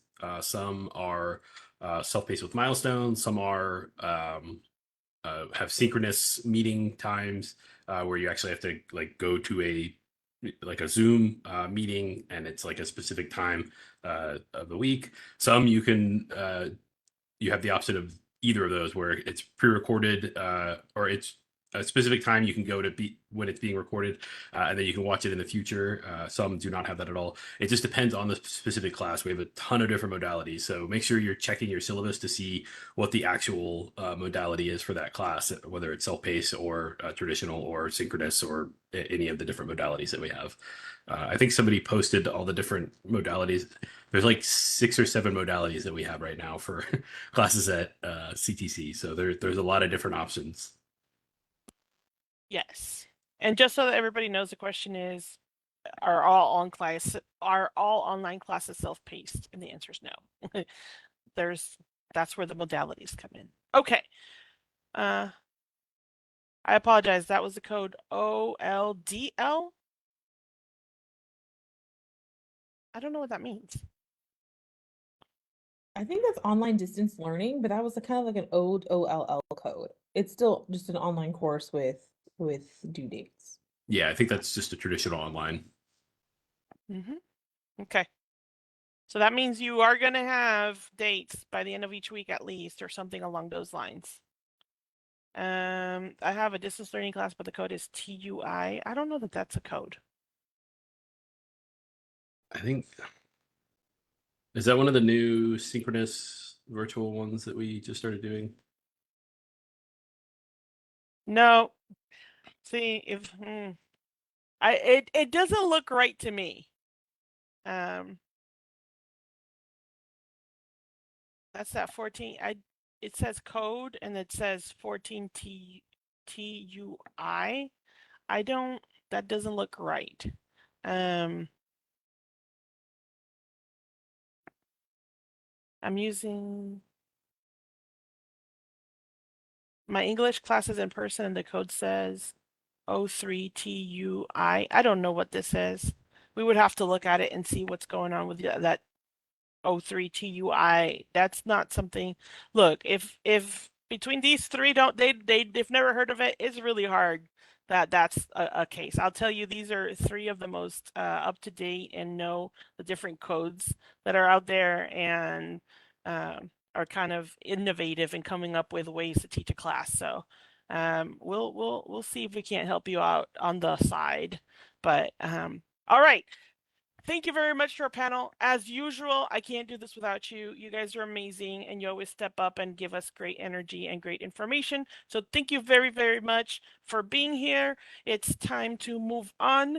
For those of you that have, for everybody, now we're going to talk a little bit about money and what that means to you specifically, and some of their options to be able to pay for classes. And so we are gonna, let's see, let me share this really quick. Oh, but before we do that, I'm gonna share something really quick. Because this has to do with the faculty stuff. These are the links to the places where you can purchase your books. If you're in Central Campus Bookstore, to find out what instructional materials you may need. Barnes & Noble, that's for online classes. And then if you need textbook lending and child assistance, remember, this is one of those moments that I said, if you need any of this information, take a picture now before we continue. 5, 4, 3, 2, 1. Okay, we're moving on. Because where we at? Okay, here is Karen Bentley. She is our brand new director of financial aid. She has been working for the financial aid department for a long time, but she just got officially given the title of director of financial aid. And take it away. I can't hear you, Karen. Yes, it does help when we unmute. Welcome, Eagles. So glad that you are joining us today, and welcome to CTC and the next phase of your career. I'm here to talk about money because money is so helpful when we are trying to enroll in classes and navigate our way through our career. We will start with, hopefully, all the viewers and listeners have already completed their FAFSA for the spring semester, which would be the 2023-2024 FAFSA. That will carry you through the summer semester. And then in the fall, you would also want to complete for fall classes the 2024-2025 FAFSA. I will focus on the current FAFSA and the process that we do here in our office, and to help you get awarded and ensure that you have your classes paid for and your books. Tomorrow will be the magic day for March 18th start date, because that's when we will be dispersing your money. If you have already completed your FAFSA and we have sent you an email, and you have also been monitoring your Eagle self-service, which is very, very important for financial aid, then you already are aware that you do have financial aid. We will disperse those funds to your student account. And when I say student account, that is an account that's managed by the business office. You will also be able to view that in Eagle Self-Service as well. Once you see those funds, and we expect that to take place first thing in the morning, especially with us only having a half day, then you can see your charges paid for, and any remaining funds that you have, you can use to purchase books and materials at the bookstore. Now, Mariceli had listed other places, options for books and materials.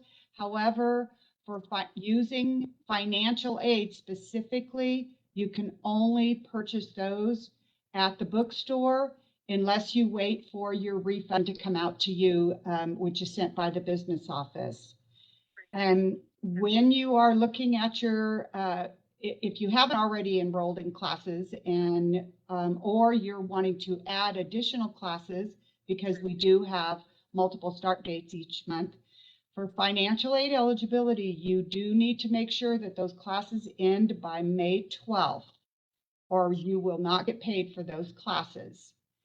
We also, when you're viewing your Eagle Self-Service, your award is based on full-time enrollment. And what that means is full-time is considered for financial aid 12 credit hours. And say I am only going to enroll in 6 credit hours, so say 2 classes. Then when I'm looking at my spring award, I've got to cut that in half. So if I have a $3,000 award for spring, I'm only half time. I'm only going to have $1,500 of that dispersed. Your offer notice and the information in Eagle Self-Service has that listed specifically. I know that it can be confusing because we have students that are less than half time. We have students that are 3/4 time. Please reach out to our office. Our team can explain that to you in detail, exactly how much that you would be anticipated to receive. When we are awarding, we are also awarding for additional gift money grants, which is state and institutional funds. Please monitor your Eagle Self-Service and always be viewing your Eagle Mail, because we send correspondence there. If you are identified as eligible for one of those additional grants, then there is an additional form that you also have to complete, and your email will identify that information and have a link to take you to eTrieve, so that you can get that form, and we can then immediately award those additional funds out.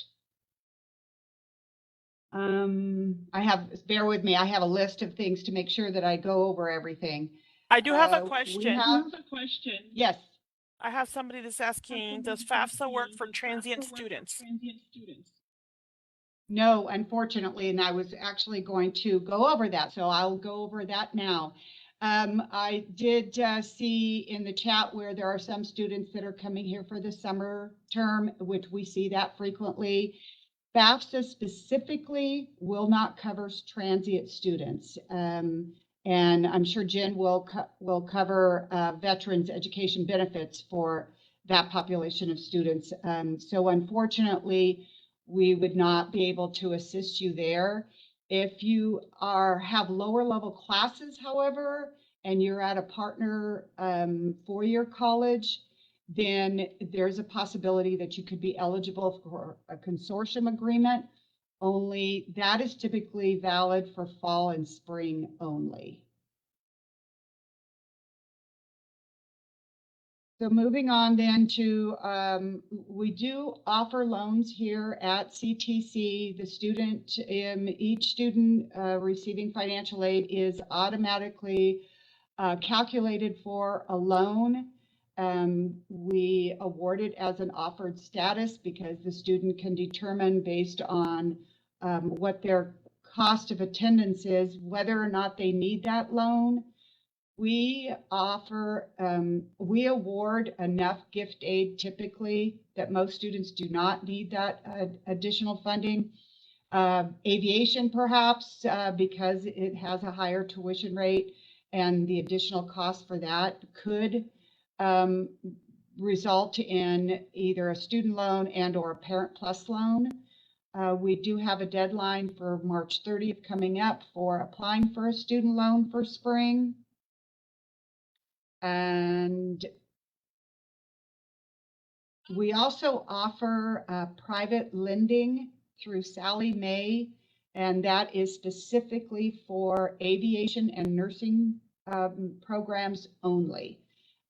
Everything would be processed through the Sallie Mae, and then they notify us that the student loan is available. One thing I want to go over with you, and that's very important that the faculty has reiterated, and communication is key to ensure that you maintain your financial aid and stay in good standing, academic standing. So with that, we want to make sure that you are successful. You're not taking more classes than you can handle, especially online classes. And we want to make sure of your success, because with financial aid, if you fall into that area where you feel like you're not going to make it, then you could eventually result in not being eligible for your future semester. Again, come see us. Seek out all the resources that the faculty has already reiterated, and let's see what we can do to help you get through that hurdle so that you're successful and continue with your financial aid. Do we have any other questions so far?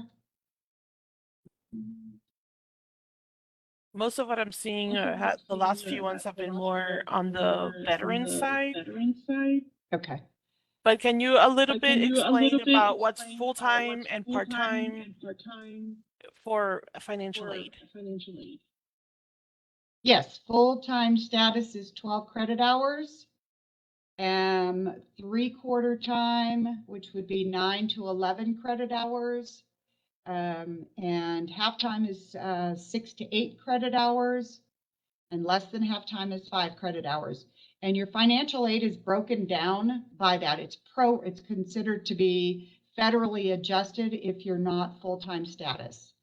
So as I had already mentioned, if I was awarded for 12 credit hours, but I'm only going to be enrolled in 6 credit hours, then I'm going to get half of my term award. Okay, I don't see what the Can I add question was something? exactly. Yes. In reference to the consortiums, so consortiums we do with other four-year schools, not just Texas A&M, and we do them over the summer. So if you finish up this term and you know you're going to be going to Texas A&M Central Texas in the summer, we can do a consortium with you, but you will need to apply for it through whichever school you are attending. Each school has their own forms for that, but it is sent to our office over here in financial aid, and they evaluate that based on the degree that you're under for that school. Okay, each school has their own regulations, but we do them over the summer as well, just to clarify. Question I have here is, just to be clear, the financial aid I received this term is for spring and summer, correct?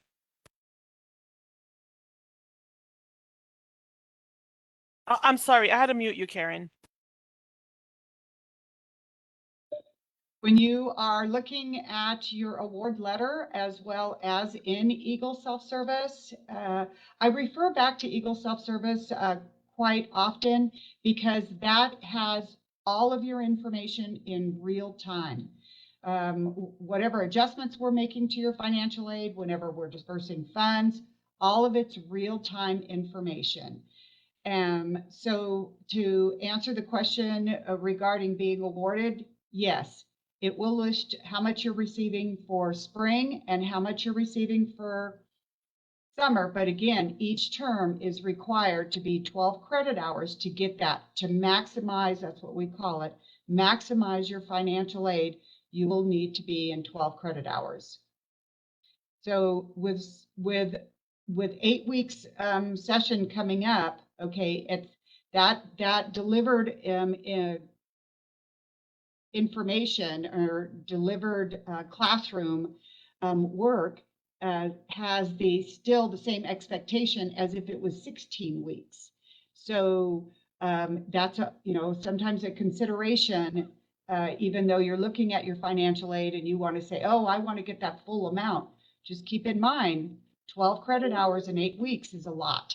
It is a lot, and we would rather you be successful and pass all of your classes so that you can continue to get that assistance to help you through your education years. How important is a degree plan? For financial aid, a degree plan is required, the same as with the defined financial aid term dates. So as I had mentioned, May 12th is the end of the spring semester. Any classes that end beyond that date, financial aid will not pay for. Financial aid does not also pay for classes that are not required for your program of study. There must be a valid degree plan. When a student, for instance, fails a class, financial aid will pay for that class until that student passes it. Financial aid will also pay for a class one extra time if a student wants to get a better grade. So a student in math, I got a C, but I want to get, I'm hoping to get a B because that's going to help me with my overall GPA or for, another program I'm going into. So we would pay for that. All right, even though you already have a passing grade, we would pay for it one more time for you to increase that ability to get that better grade. Question here, does a valid degree plan include continuing education programs? It does not. Financial aid, there are other funding resources. However, financial aid, federal student aid does not cover continuing education courses. Now, also through our office, we award scholarships that are provided to us from either the foundation office.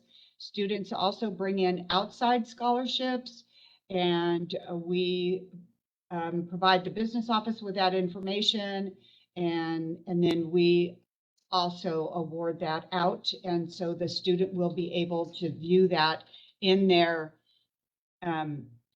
Eagle Self-Service. I'm posting here real quick so that this is one of those that you want to take a picture of real quick. The scholarships page that tells you where you need to go if you want to request a scholarship from Central Texas College Foundation. So this is one of those. Even though this is not something that Karen oversees, but you still need to request separately, but once the scholarships are awarded, then they get sent to our financial aid office for disbursement, which is what she was talking about. But hopefully you took a screenshot of this.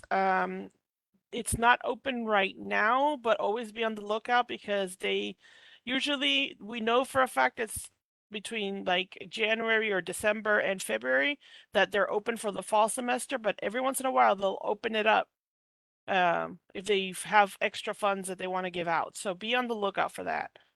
Sorry, Karen, I muted you again, but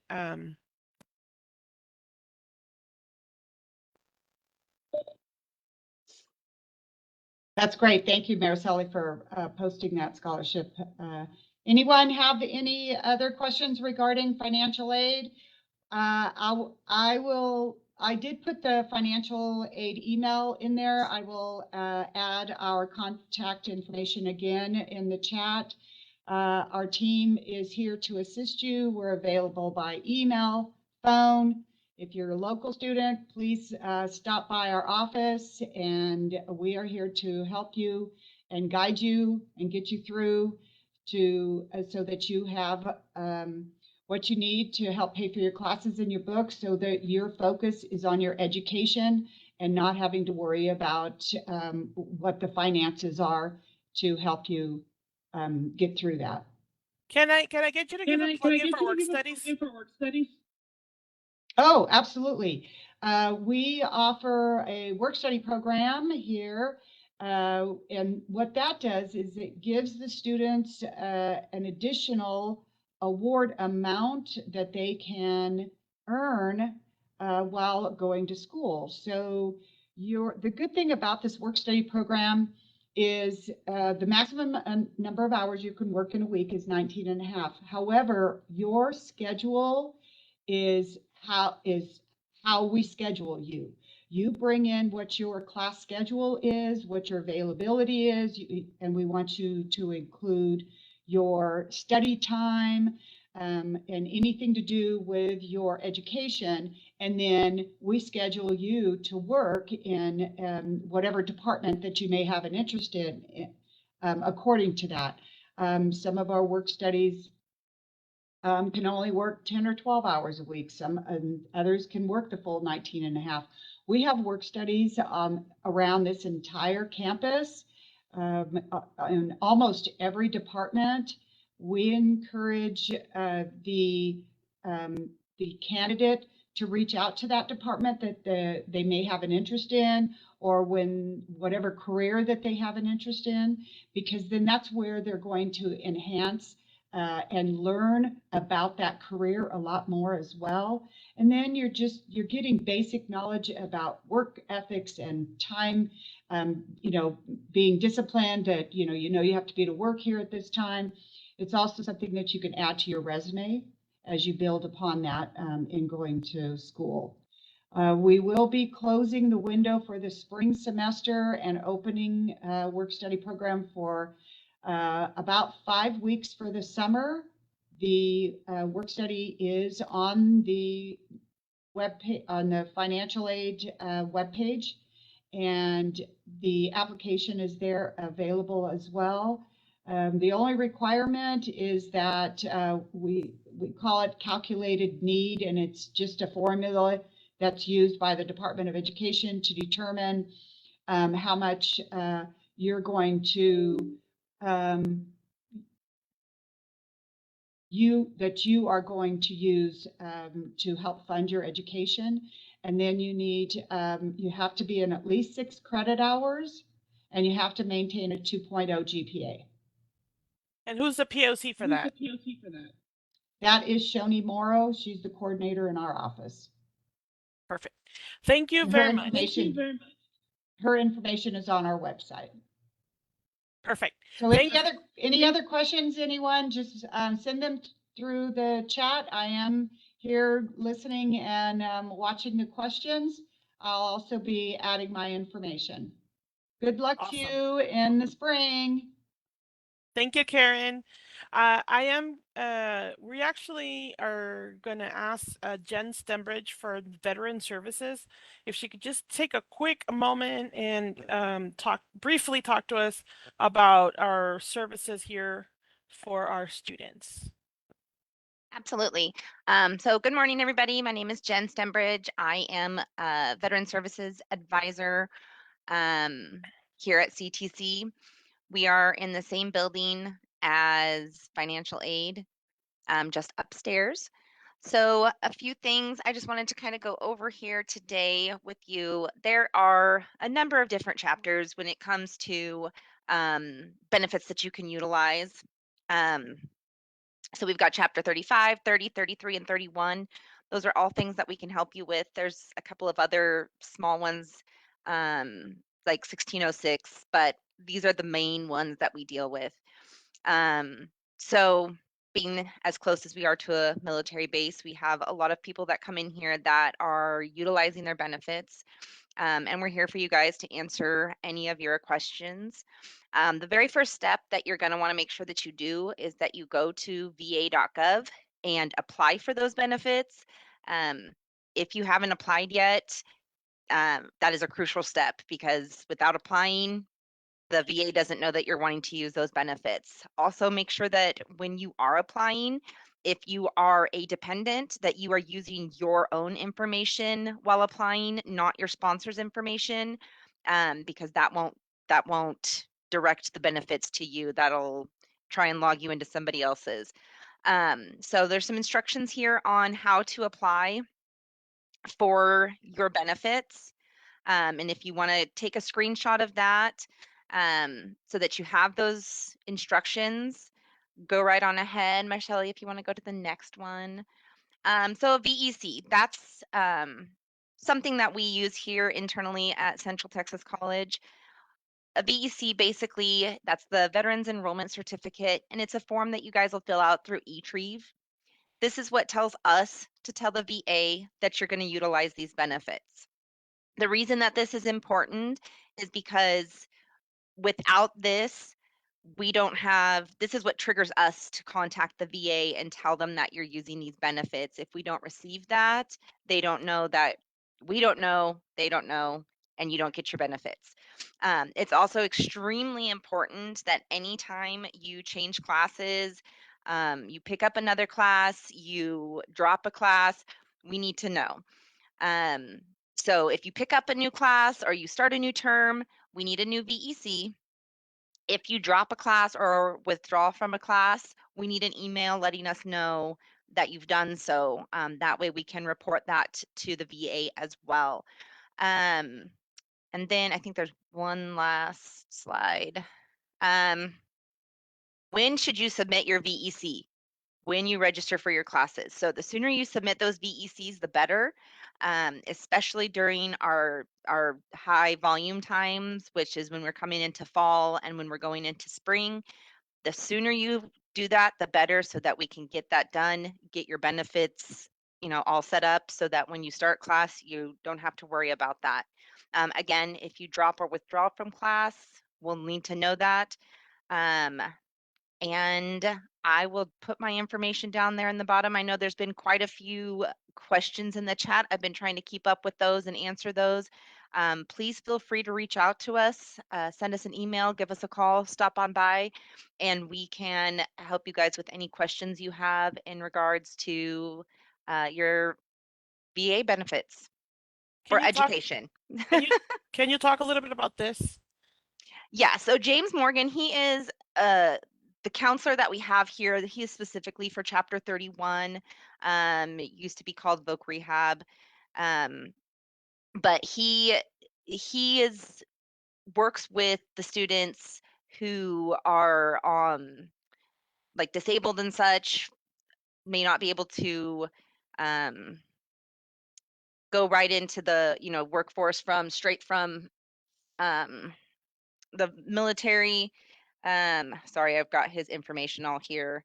So he can help with a number of things, actually. He can do, he helps them maximize their benefits so that they know exactly how to use everything to the best of their ability, that what's going to help them the most. And he's with the VA, like the federal government VA. He's not CTC employee. Correct. Yeah, he's VA. He's here in our office. He has generally the same working hours as us. Sometimes he does some things off campus, so he's not always here. I highly recommend calling him to make an appointment with him. If you are getting ready to get out of the military, because he's got a wealth of knowledge that he can help you maximize, kind of how Karen was talking about earlier, maximizing your benefit. He can help you guys maximize the benefits that you have when you're getting out of the military. Excellent. Mark, do you have a question? Yes, I do. Jen, you talked a little bit about the VEC, so I'll be real Yes. quick. I submitted the VEC. I had 3 classes on it. One of them, they said, wasn't in my degree program, so it wasn't covered. So Okay. I found a class that I see is clearly in my degree program, and I registered for that class. When I resubmit the VEC, should I submit just that one additional class or all 3 of the classes again? So was it partially approved? Were the other was, 2 classes approved and the yes, the other one? 2 were Okay. approved. So if the other 2 were approved, then you just need to put the one class on there that you've re-registered for. So, and Okay, that's also thanks. an important thing when you put a new VEC in, if we come back at you and say, hey, these 2 classes were great, but this one is not on your degree plan. If you guys add another class, you only need to submit the VEC for that one, and the email will tell you if the other 2 were approved. All right. And I have a real quick, probably obvious question. If I take a class and it's on Fort Cavazos, that still counts as on campus because it's in person. Is that correct? Yes, that's correct. Okay, thank you. Absolutely. All right. Thank you very much, Jen, for your time. We're running a little bit You late. are very welcome.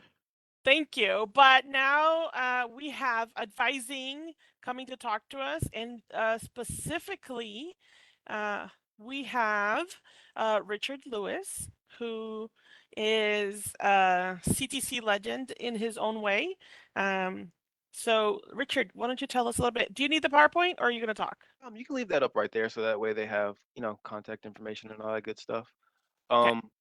But the folklore goes, I've been here for a while. So you mentioned work study in your previous, session that you guys were just talking about. That's kind of how I started on campus, and it kind of just evolved into this position right here. So it's been a blessing in itself. But today I'm gonna talk to you a little bit about academic advising, what to expect as a new student. I want to show you Eagle Self-Service for a little bit, make sure you understand how that works and some of the new features we got on there. So far though, has there been any questions, Mariceli, that's popped up that maybe I can address right now?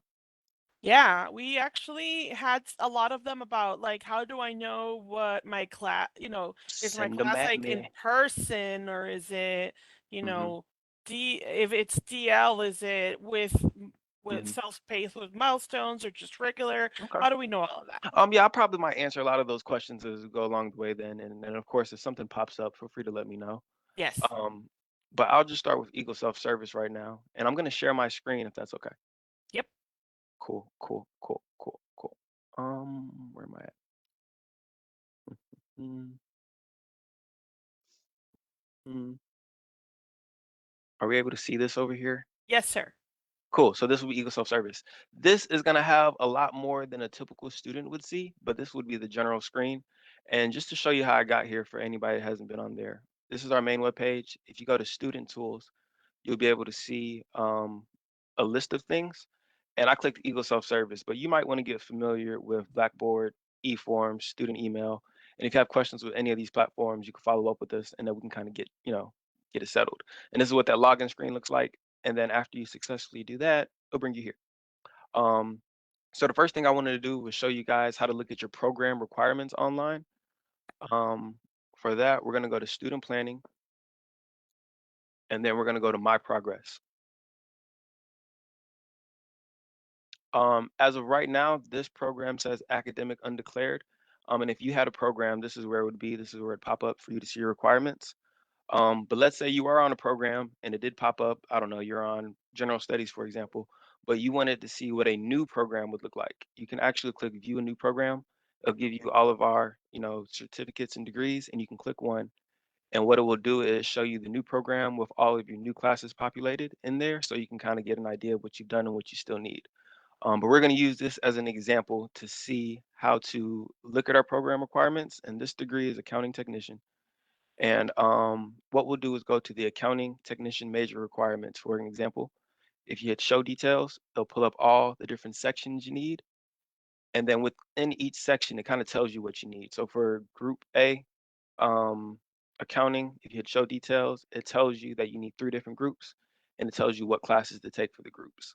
Now, if you've completed the classes, of course, it's going to say completed, but if you haven't, it'll still say that you need it. So we'll use that as an example because it'll tell you what classes you need. Now that you know that, you can actually go to it and see if it's available, and possibly sign up for it. So once you get to the class, it brings up the information where you can read about it, but you do need to click view available sections. And this is where it's going to tell you the times and days that it's available. Now, Mariceli did mention something. I'll try to find a better class with some more options, and I'll do that right now, actually. If you know what class you want to sign up for, you can just type it in, and it'll bring it up for you. But when we're looking at the sections of the classes to know if it's online, face-to-face, wherever, you want to be mindful of the location area. And you'll notice that there's a lot of different options. This one is in Kentucky, for example. So if you're in the state of Texas, this is not a available section for you. As we scroll down, it'll give you more options. What you can do though, is if you go to locations and you only want to see main campus classes, you can hit central campus and it'll filter those classes for you. Now it does reshuffle them. So you got to go back down and find your class again, but it will be there. And now it's only going to show you main campus classes.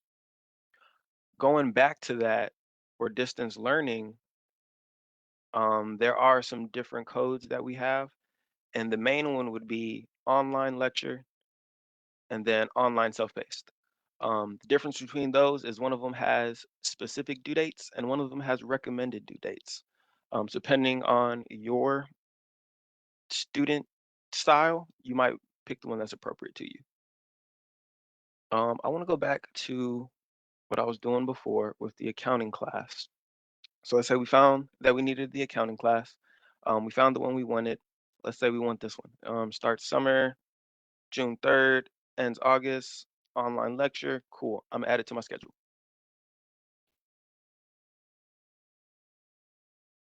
I moved a little fast, but once you click on the class, it does have you double check the information to make sure that is what you want. If you wanted to add more classes, you can search for them. But what we're going to do is go back home. We're going to go to student planning. We went to my progress before, but this time we'll go to plan and schedule to look at the classes that we actually added. And if you're already in classes, it'll bring up your current schedule, but we want to go to the summer schedule. And this is where we can see the class that we added and other classes as well. And if this is something that we wanted to enroll into, then we can hit register. If not, we would drop them. Summer classes, however, do not start, registration does not start until April 3rd. So these classes would just kind of be here, and on April 3rd at 12 a.m., you would see the register option, and then you can kind of move forward with your enrollment with classes. Mariceli, I did see a question pop up. Would you be able to tell me what that said? It says, I did have a question about the required sciences I need Mhm. for the teaching degree plan. It has a lot of different classes listed as an options, but I wanted to make sure I take the correct ones. Okay, so we'll actually go back to this and let's go look at the teaching degree. With the teaching degree specifically, it does require the whole academic core, but something in addition to that it needs is a third science class. Um, and once I find it, cool. So under the teaching degree, if you need developmental study courses, they are automatically, there's a space built in for them. So that's what this first red line is. It generally doesn't come up with any specific class requirements. You'll see those in your program notes if you need developmental studies classes. So they'll pop up right here for you and they'll let you know what you do need if you need it. And this space right here is just allows space for them. So it doesn't have any requirements per se. So you can disregard the first red line. But if you look at the second red line and the third red line, they have your general education requirements and your major education requirements. And for the teacher education, for the life and physical science section, it does require 8 semester hours, and that's going to be two classes basically. Each class is worth 4 credits, and these are all of your options. If you're transferring to a school in the future, I always recommend figuring out what your class requirements are for that bachelor's program and making sure you pick the appropriate classes with us because we'll take environmental science, but if you need anatomy and physiology moving forward, that'd be the best class to select. So up here in the core requirements, you do need 2 8 semester hours worth of sciences. But if I hide the general education requirements and I expand the teacher major requirements, you see that you also need a third life and physical science. So you only need 4 semester hours down here. And again, everything that's listed are your options. So if you hit show details, it'll bring up all the classes. Of course, you don't need all of them, but if you take the appropriate classes within this section, they'll satisfy that requirement. So hopefully that answered the question about the science. Yes. So with Eagle Self-Service, you can look at your program requirements of your current program. You can look at future prospective plans. You can search and register for classes here. What you can also do is see how you're gonna pay for your classes. So student finance shows you how much you're getting charged. And if you're using financial aid, you can actually click on financial aid and it'll show you your status to make sure you are in good standing and whatnot to make sure your classes can get paid for. So Richard, the same person that had the question about science is asking, so there isn't a specific science that she needs. It's really pick whichever she wants. Yes, ma'am. So at our level, you have options and you can select any of those options. Now, at the next level of your education, if they want a specific course that we offer, it'd just be smart to select that one to meet our requirements here, as well as the requirements moving forward. But yes, you can pick anyone from that list. Thank you. Some other stuff on Eagle Self Service that I found recently that's pretty cool is they've added a way for you to register for continuing education classes on here. And you can also apply for graduation on here as well. So there's a number of other things. You can get your tax information, you can update your bank account information, get direct deposit instead of a physical check. You can get your unofficial transcripts, look at your grade by term. But I think the coolest 2 new features would be applying for graduation and reviewing your information through there, as well as applying for continuing education courses. So I think that's pretty cool of them to do that. I agree. Hello, I have an online lecture course. When I try to plan on Eagle Self-Service, it says section with no meeting time. So I do not need to plan. Am I going to study whenever I want? I'm glad you asked. Let me go back and show you. So let's do this. To answer the question while I'm doing this, when you sign up for an online class, whether it's online lecture or online self-paced, there are no meeting times.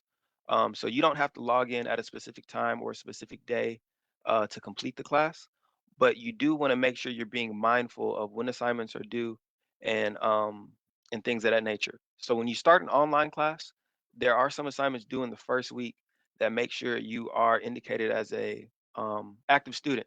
So there may be a course contract for you to do. There may be an introduction pose, something of that nature to indicate that you're aware that the class is online and you need to participate and get your stuff done at a timely manner. But there are no times and days for you to get on. So if you can't get on until Friday at midnight, then that's fine. But if you can get on throughout the week at, on a regular schedule, then you might find that to be a little more manageable. Going back to what she said about the schedule, if you add an online class, which I have 2, they're going to pull up at the bottom, sections with no meeting time. So that means there's no specific time for you to meet for these classes. Again, you do as a student have to be diligent in checking in frequently and making sure you are meeting your due dates. If you do plan a class that has a face-to-face meeting time, it will pop up on your schedule and you'll see it right here. So when you add other classes, you'll be able to get a visual of what your schedule will look like. And if the times conflict, it will clearly indicate, it will come up in red and it'll tell you, that the times conflict and it'll just allow you to update your schedule from there. But from here, face-to-face classes will be on your schedule. Online classes will be right here where it says sections with no meeting time. And then of course, guys, if you don't want these classes, you just remove them and they will drop off. So as long as the class has not started, so let's say classes start March 18th, which is our next start date, by the way. Classes start March 18th. So the last day for you to be on Eagle Self Service to add and drop classes freely is going to be March 17th.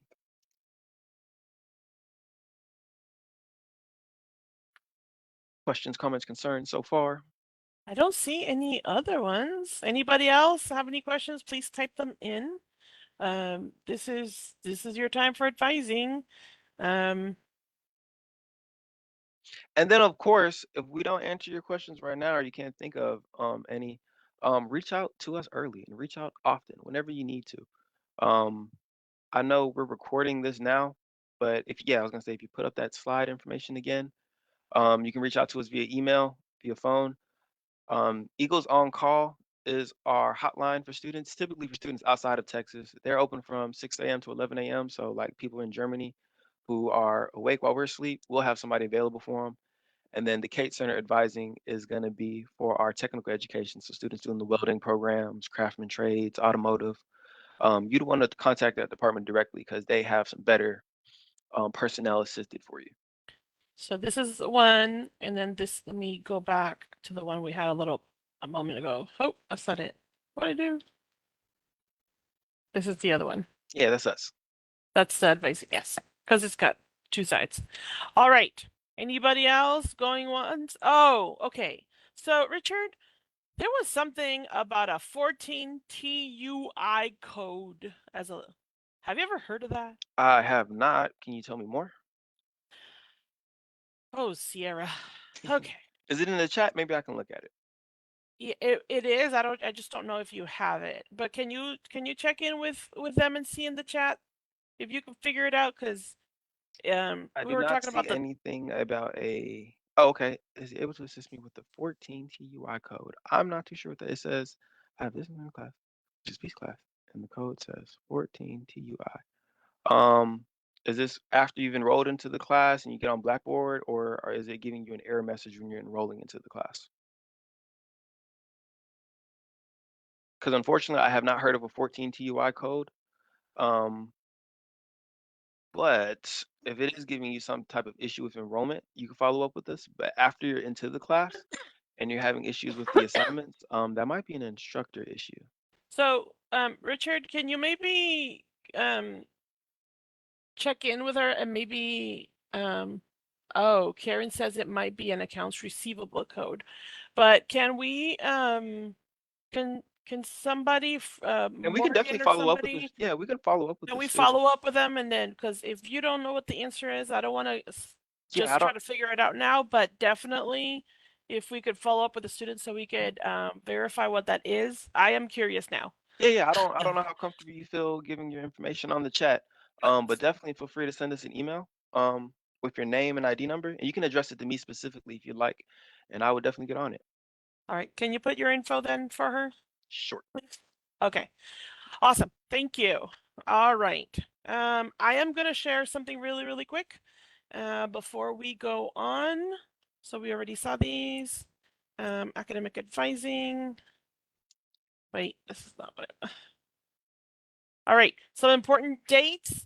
We need to make sure that everybody here is aware of the class dates and that you know when is the last date to withdraw from your classes to be and still get all of your money back or drop.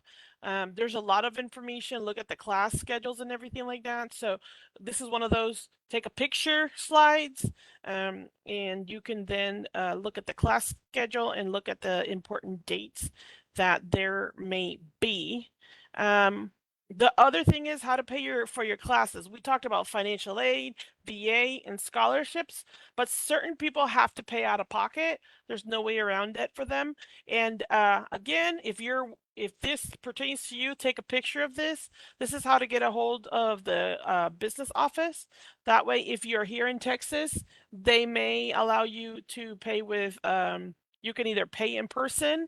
They can help you if you need a payment plan or anything like that. So please make sure that you save this, take a picture of it, so that way you can go ahead and contact the business office if you have any questions.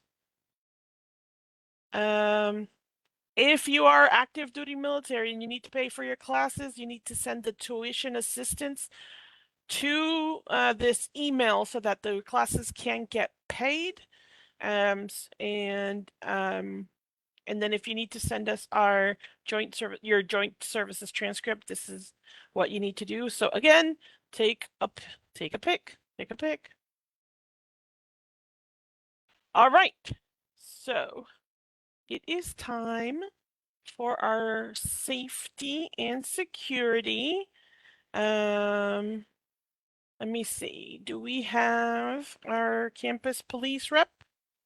I can't see who it might be and if they're here. I'm gonna stop this real quick so I can look. Because maybe they're here. If you are, I cannot see you or hear you. So you might need to unmute yourself. Let me see. Oh, Nicole, you don't have a camera?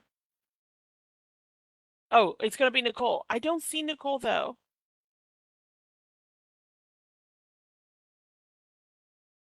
It's okay if you don't have a camera, but can you, I can't hear you. Do you have your headset going on?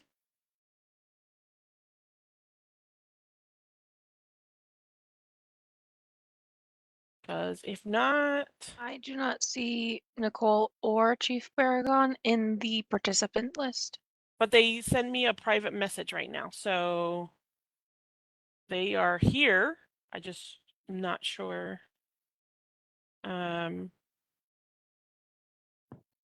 Yeah, I see. It says Joseph Baragon, but Nicole. So Nicole, I am going to kind of speak to it. Can you maybe just help answer in the chat? Or do you have your headset on? Hi, I'm sorry. There you are. I Yes, hear you I'm at here. least now. That's I'm okay if you here. don't have a camera, but we need to at least hear you. Yes, I'm here. I'm sorry. Great. No, I you're was not good. prepared for this. He was literally sitting here and he's like, "Hey, I have a meeting. I've got to go. I need you to do this." So, hi. Hi. So let me get this up for you, the PowerPoint, and everybody, this is actually the person that keeps the glue together for Campus Police. Huh. I know that and if you ever need like a parking pass, this is probably who you're going to talk to. So, Nicole, you ready? No, I don't know what I'm supposed to do. Are we just talking about what we're doing, like what the police do? I'm Yeah, sorry. there's do you see the PowerPoint? Oh, okay. Yes. If you want, I'll talk about it, but you can jump in whenever you need That to. would Is be that cool? amazing if you Okay. can do that, and then I will. So, Sure. So here's what happens. We here in our central campus specifically, we have our actual campus police. A lot of people think they're just security guards, but they are not. They are actually fully accredited police officers. And one of the things that happens is that they're actually have jurisdiction over two different counties, which is very different from other institutions here in Texas. Just because our central campus is located right smack in the middle and it covers two different counties. Therefore, they have a jurisdiction for both.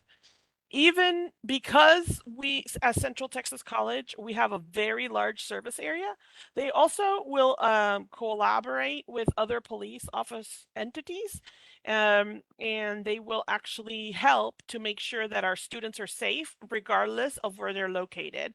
I know for a fact in the past they have even collaborated with police in other states because that is what was necessary to be able to keep our students safe regardless of where they're located. And so what they're going to talk about today is who they are, police services, what Clery Title IX are, rights and responsibilities, emergency alerts, campus carry, and campus safety, avoid, deny, and defend. And this is what we were talking about. They are not just the mall cop that you think about in the movies or, security. They are truly, and this is our chief of police's humor, just so that you know. Definitely. Like I was saying, all of our police officers here have attended a police academy. They're certified by the state of Texas, and they have those powers of jurisdiction. If you are here and you need assistance, they are willing to help. They have the parking permits, and that's one of the things that Nicole will help you as a student. If you need all students that are going to be here on campus should have a parking permit. And so she will make sure to help you figure that out. If there's somebody that needs to unlock and jumpstart a vehicle, they can help escort to a classroom or vehicles. They also maintain a lost and found and a first aid. And if for some reason you have any questions, you should definitely take a moment and take a picture of this phone number, and I would recommend that you save it to your cell phone. That way, if you ever need anything, you can contact 254-526 1427. That will actually give somebody will answer the phone 24/7 because we have a presence on campus 24/7. The Clery Act, this is named after Jean Clery. It is a requirement of all federally funded schools, and we have to just keep track and collect the crime reports and statistics for our campus area. They get published annually, and it contains all of the statistics. And it is one report that really covers everything. And then that report gets submitted to the Department of Education, the Federal Department of Education. If because of this law, if there is something that is considered a threat to our communities, campus, students, campus police will then issue what's called a timely warning and emergency notifications. And so that will let the community know, hey, you need to be on the lookout. There's a situation going on. So that way nobody is really surprised about what's going on, or at least we're doing our due diligence to inform you of what's going on around campus. If you want to look at our crime statistics for CTC and any other Texas college or university, you can actually do that by going to the app for Texas Safety U, and that is available for download in Apple and Android devices. Campus police will work in conjunction with our administration to make sure to uphold the student code of conduct. They also help to uphold the zero tolerance for for what we call Title IX, which really has to do with sexual misconduct and harassment, dating violence, drug and alcohol abuse, smoking. This is a smoke-free campus, guys. Free speech, and then expressive activities.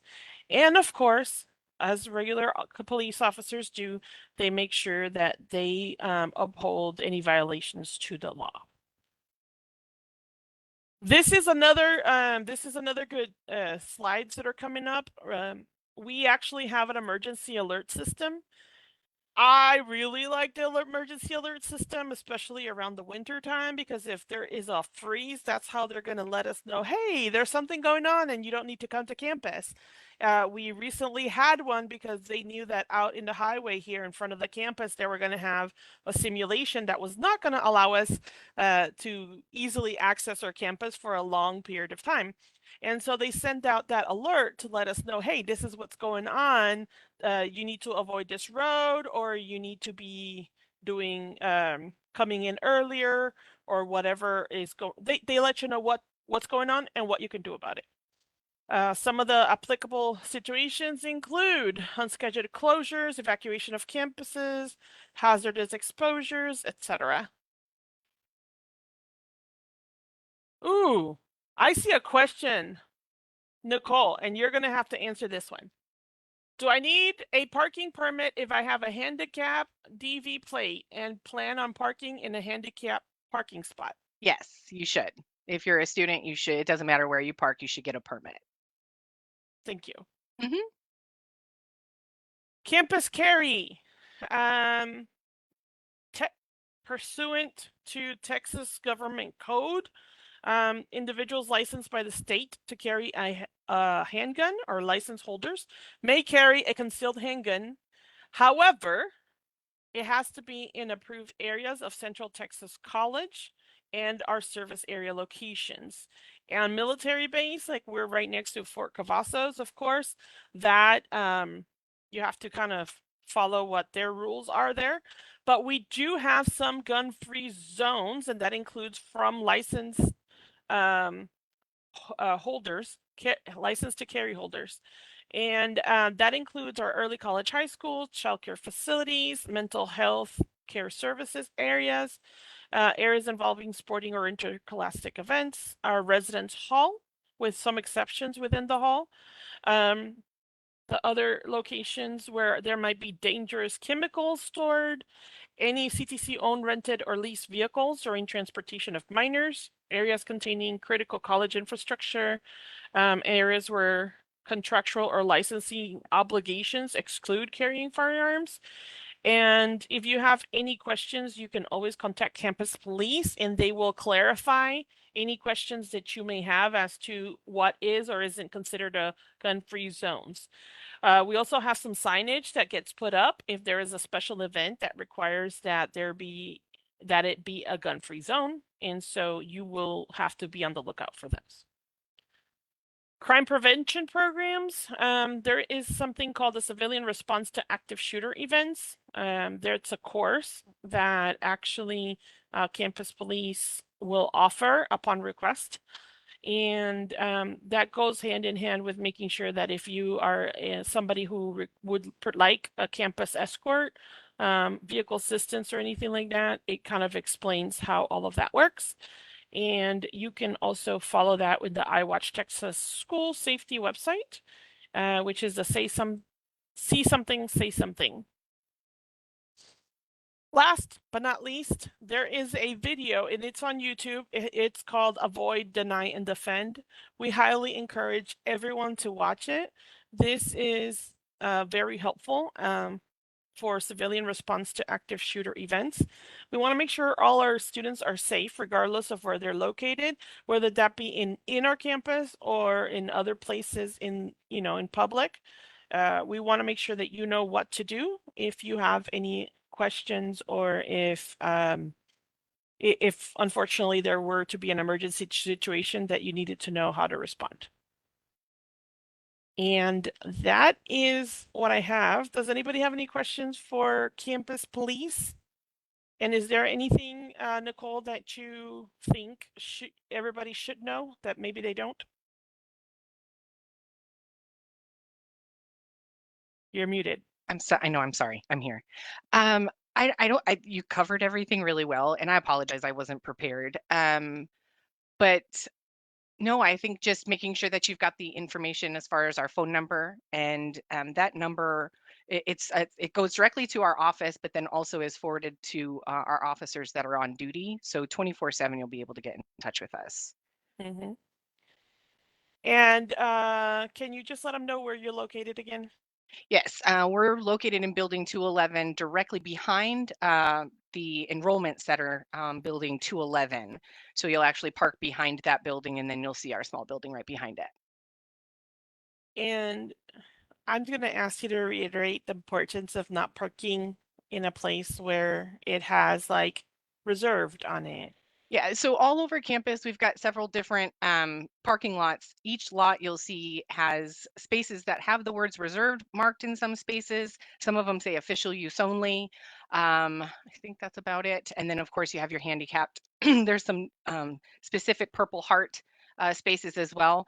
Bottom line is if you're a student, staff that hasn't paid for parking, steer clear of anything that has writing on the block in front of you. If it says reserved or it says official use only, steer clear of it because those are paid for by employees and staff. Can you also talk a little bit about the fact that marijuana is decriminalized in the city of Killeen, and how does that reflect here on campus? So it's so I don't know specifics. I do know that what they changed in Killeen does not take effect on campus. It's still illegal. You still can't carry, you still can't have it. And it's actually enhanced because you're on a college campus, a school campus. Yeah, and that goes for any crime, correct? Yeah, correct. Yeah, typically anything when you're on a campus like this, it's always going to be enhanced because of that. So can you give an example of what enhanced means?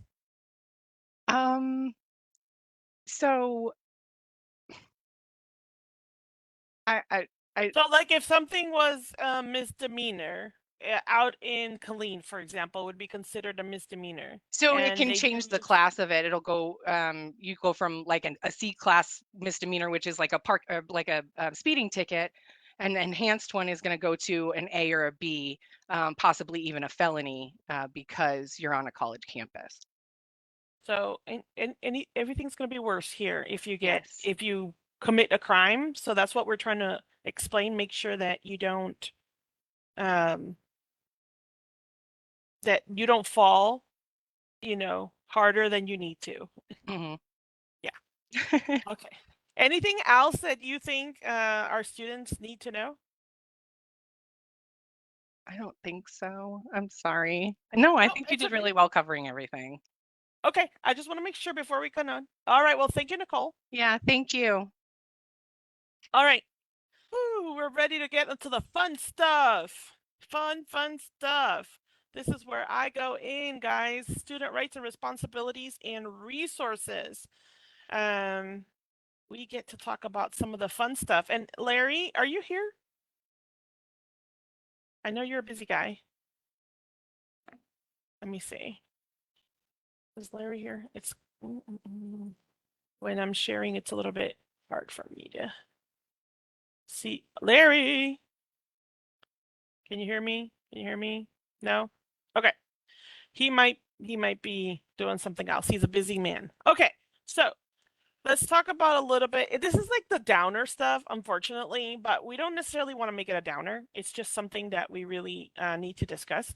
And that has to do with discrimination in Title IX. It's something that should not be happening. Title IX has to do with sexual misconduct of any kind. So all of that discrimination in Title IX are prohibited. And so if you find yourself to be a victim of either discrimination or sexual misconduct, we highly encourage you to please contact Larry Murphy. He is our Title IX coordinator. And if you're especially if you're in an immediate threat, you need to contact campus police again. But Larry Murphy, he will look at the case, he will see what's going on and see if there's something immediate that needs to be addressed to make sure that everybody on campus is safe. So he really wants to make sure that you guys are aware of who he is and that you take advantage of the opportunity to speak to him. Just because you speak to him does not necessarily mean you have to contact campus, that we're going to talk to police. It doesn't necessarily mean that we're going to force you to do anything that you don't want to do. However, if you feel like you might need to that you need to talk to somebody and report something, he is a person to do so. Yeah. We have an online reporting form, and this is one of those, take a picture, guys. It is on our main website. If you scroll all the way to the bottom, you will find where it says about Title IX and where the reporting form is. If you feel like you want to report anonymously, you can. However, it is always preferred that we have the opportunity of talking to you so that we can know exactly what we can do to help you and to support you. And this could be that you were the victim, but it could also be that you heard or you're aware that somebody else is being a victim. We can always reach out and if nothing else, at least try to support the student through whatever is going on and make sure that they're safe. And if they need assistance, we want to try to do whatever we can to help them. If you want more information about Title IX, here is the website. I will say this, in our central campus, we have a lot of minors. And if you are an adult in Texas for, in terms of Title IX and sexual misconduct is 17 or older, please make sure that you be very careful and you're cognizant of that and that you're not making decisions that can hurt you in the future. A minor cannot consent to a sexual act. That is very important that you're aware. And there is a cute little video. I really love that video. You should watch it. It has to do with consent. And it talks about how sex and drinking tea or have to do with, yes, somebody here. Oh, Jen has watched the consent tea video. Yes, you have to watch it. It is very, very cute. The only thing it doesn't cover is the fact that minors on campus, but consent is very important. If you don't force anyone to drink tea, why would you force anybody to have sex? Now, I am the main conduct officer for Central Texas College. It is one of the things that I do. And so if you have any questions about anybody's conduct as a student, you're welcome to contact me as well. But the student handbook and also the college catalog, but specifically the student handbook is going to have all the information and all the policies that you need to be aware of as a student. It has your rights and your responsibilities, and all of our students should always be aware of what those are and what the expectations are for you. The college catalog, you can get this online, and this is where you're going to actually see all of our academic policies, degree plans, core requirements, all the things that you need to know about our academic, most of it has to do with the academic side of things. And it works hand in hand. I know a lot of times for me, like if you have to transfer classes to another institution and they're not sure if the class is if they're gonna accept it or can validate it, they may say, hey, I need to see the college catalog just to see if that class is the same as the one we're trying to give you credit for. So those are this is a very important document. This is what we follow, and all students should be aware of it and know that you can find it online. Student expectations, and this is where a lot of, remember, we have minors on campus as well as adults. So we want to make sure that we cover the gamut on everybody. But the main thing is that you have to self-advocate. That's what the professors were talking about before. You have to talk to them, let them know if you need assistance, if something is going on. You need to be able to explain it to them and tell them that you need assistance so that they can help you. We are not, sometimes on this campus, depending on the situation, we may not even be able to ask you if something's going on. Sometimes we can, sometimes we cannot. So this is why it's very important that you come to us and tell us, hey, we need assistance. Can you please help me? And if you do that, then of course we will do everything within our power to help. Regardless of your age, we expect you to behave like what is considered an adult. And I have seen people that are fully grown that don't act as an adult. And I have seen minors that are way more mature than the adults. So make sure that you behave as to the same way that we expect all adults to. FERPA is a law. It's a federal law that states, it's very similar to what you would see in the healthcare. That's called HIPAA. We cannot talk to anyone, regardless of your age, without the student's consent. The student has to consent for us to give out any academic records, conduct records, or anything like that.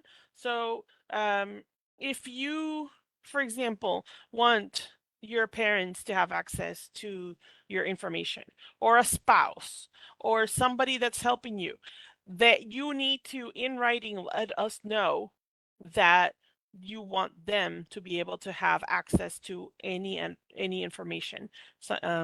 So please be aware of that. Don't send someone to your faculty or to any department, say, oh, I need you to take care of my stuff, because they will not do it unless you have filled out the proper paperwork. Dean Starkey talked about this in the very beginning, but attendance is key. And if you don't do the work, you're not going to pass the classes. It's as simple as that. It seems very, very simple, but it can be very, very difficult when life is going on. So please keep that in mind. Integrity. Okay. At college, they want you to cite sources when you're writing papers. They want you to let us know where the information came from. If you don't do that, then you can actually fail in your classes. So it's important that you have integrity in your coursework as well as a human. And so if you need help, this is where you're going to find your sources. If you need help with the writing and how to make sure that you give credit to where credit is due, the library is a great resource. Your faculty is going to be a great resource. They will tell you how you can get the information so you will be successful, but you need to make sure that you're doing your work. I promise you, if you copy the work from somebody else, they will find out, and then they may fail you either for the assignment or for the class. Don't let it go there. So, civility, disruption of class and disrespect is a no-no. Remember, everybody has a different way of thinking, and you do not have to agree. I'm not asking you to agree with anyone. All I'm asking is that you have respect for each other. You can have a conversation. This is a scholastic environment. That means that people don't have to agree, but you have to have a conversation that is going to be fruitful, where you allow others to explain what let other people explain their side. You get to listen to them, they get to listen to you, and then go from there. But it's important that we actually have a civil conversation. Kind of talked a little bit college guidelines, procedures, code of conduct. You got to follow those. Title IX we talked about, and resources. We have resources for you. We're going to talk a little bit about them in a minute. You need to use them starting day one so that you can be successful. Go to tutoring day one. Go and tell them, hey, I'm here. I don't need help right now, but I want to meet you. I want to know how I can make an appointment with you so that I can be successful. And we have tutoring in person and online. So that's, you can do that from the very beginning. Yes. So again, the students' rights and responsibilities are in the student handbook. That includes the academic misconduct. Well, actually, the academic, I got to change that. It's no longer called academic. It's academic integrity policy. The non-academic misconduct, and then Title IX. All of that is spelled out in there in the student handbook. We also have a form that you can actually file if you have a grievance. So actually, I need to change that too, because now it's an e-form. It just got changed. I just realized that. But if you go to e-forms, if you have a complaint, a student complaint, you can go ahead and file it, and we will go ahead and forward it to the necessary department so that they can address it and make sure that you are supported. And again, we also have a sexual misconduct form that you can fill out. If you go to the bottom of the CTC webpage, it has the link for it. Don't forget about the CTC resources. Here's the resources stuff, right? So student success and persistence that has the academic studio, which is where you get all of your tutoring. We have career services where they can talk to you about helping you getting into your degree plan. If you don't know what to study, they can help you do a career assessment so they can see what your interests are and maybe try to help you figure out what degree plan or career path you're interested in. We have our disability support services that they help students that may have a disability. Student life, that's me. I oversee clubs, organizations, as well as activities. And then we actually have a residence hall here on campus. You can use your faculty, like we mentioned, police. We actually, the Student Employment Assistant Program, that just changed. They are the Wellness and Counseling Center, I believe it is. And I'm going to show you a slide on them in a minute. A library, they correct your papers for you. You give it to them, they correct it and give it back to you. Like, that's one thing that a lot of people don't even realize. They'll do it for you. You don't even have to worry about it. And they can help a lot with the citations. They are really good. I have gone to them just like, I need this. The other day, I used the library because I needed to find an old newspaper, an old magazine article. And I was trying to figure out how to do it. One of the librarians was like, you can look here, here, here. And I couldn't find it there. And he was like, give me a minute, let me look. And in less than 15 minutes, I had access to that magazine.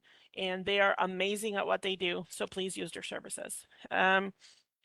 Tutoring, again, you can have the online and in person here on our central campus.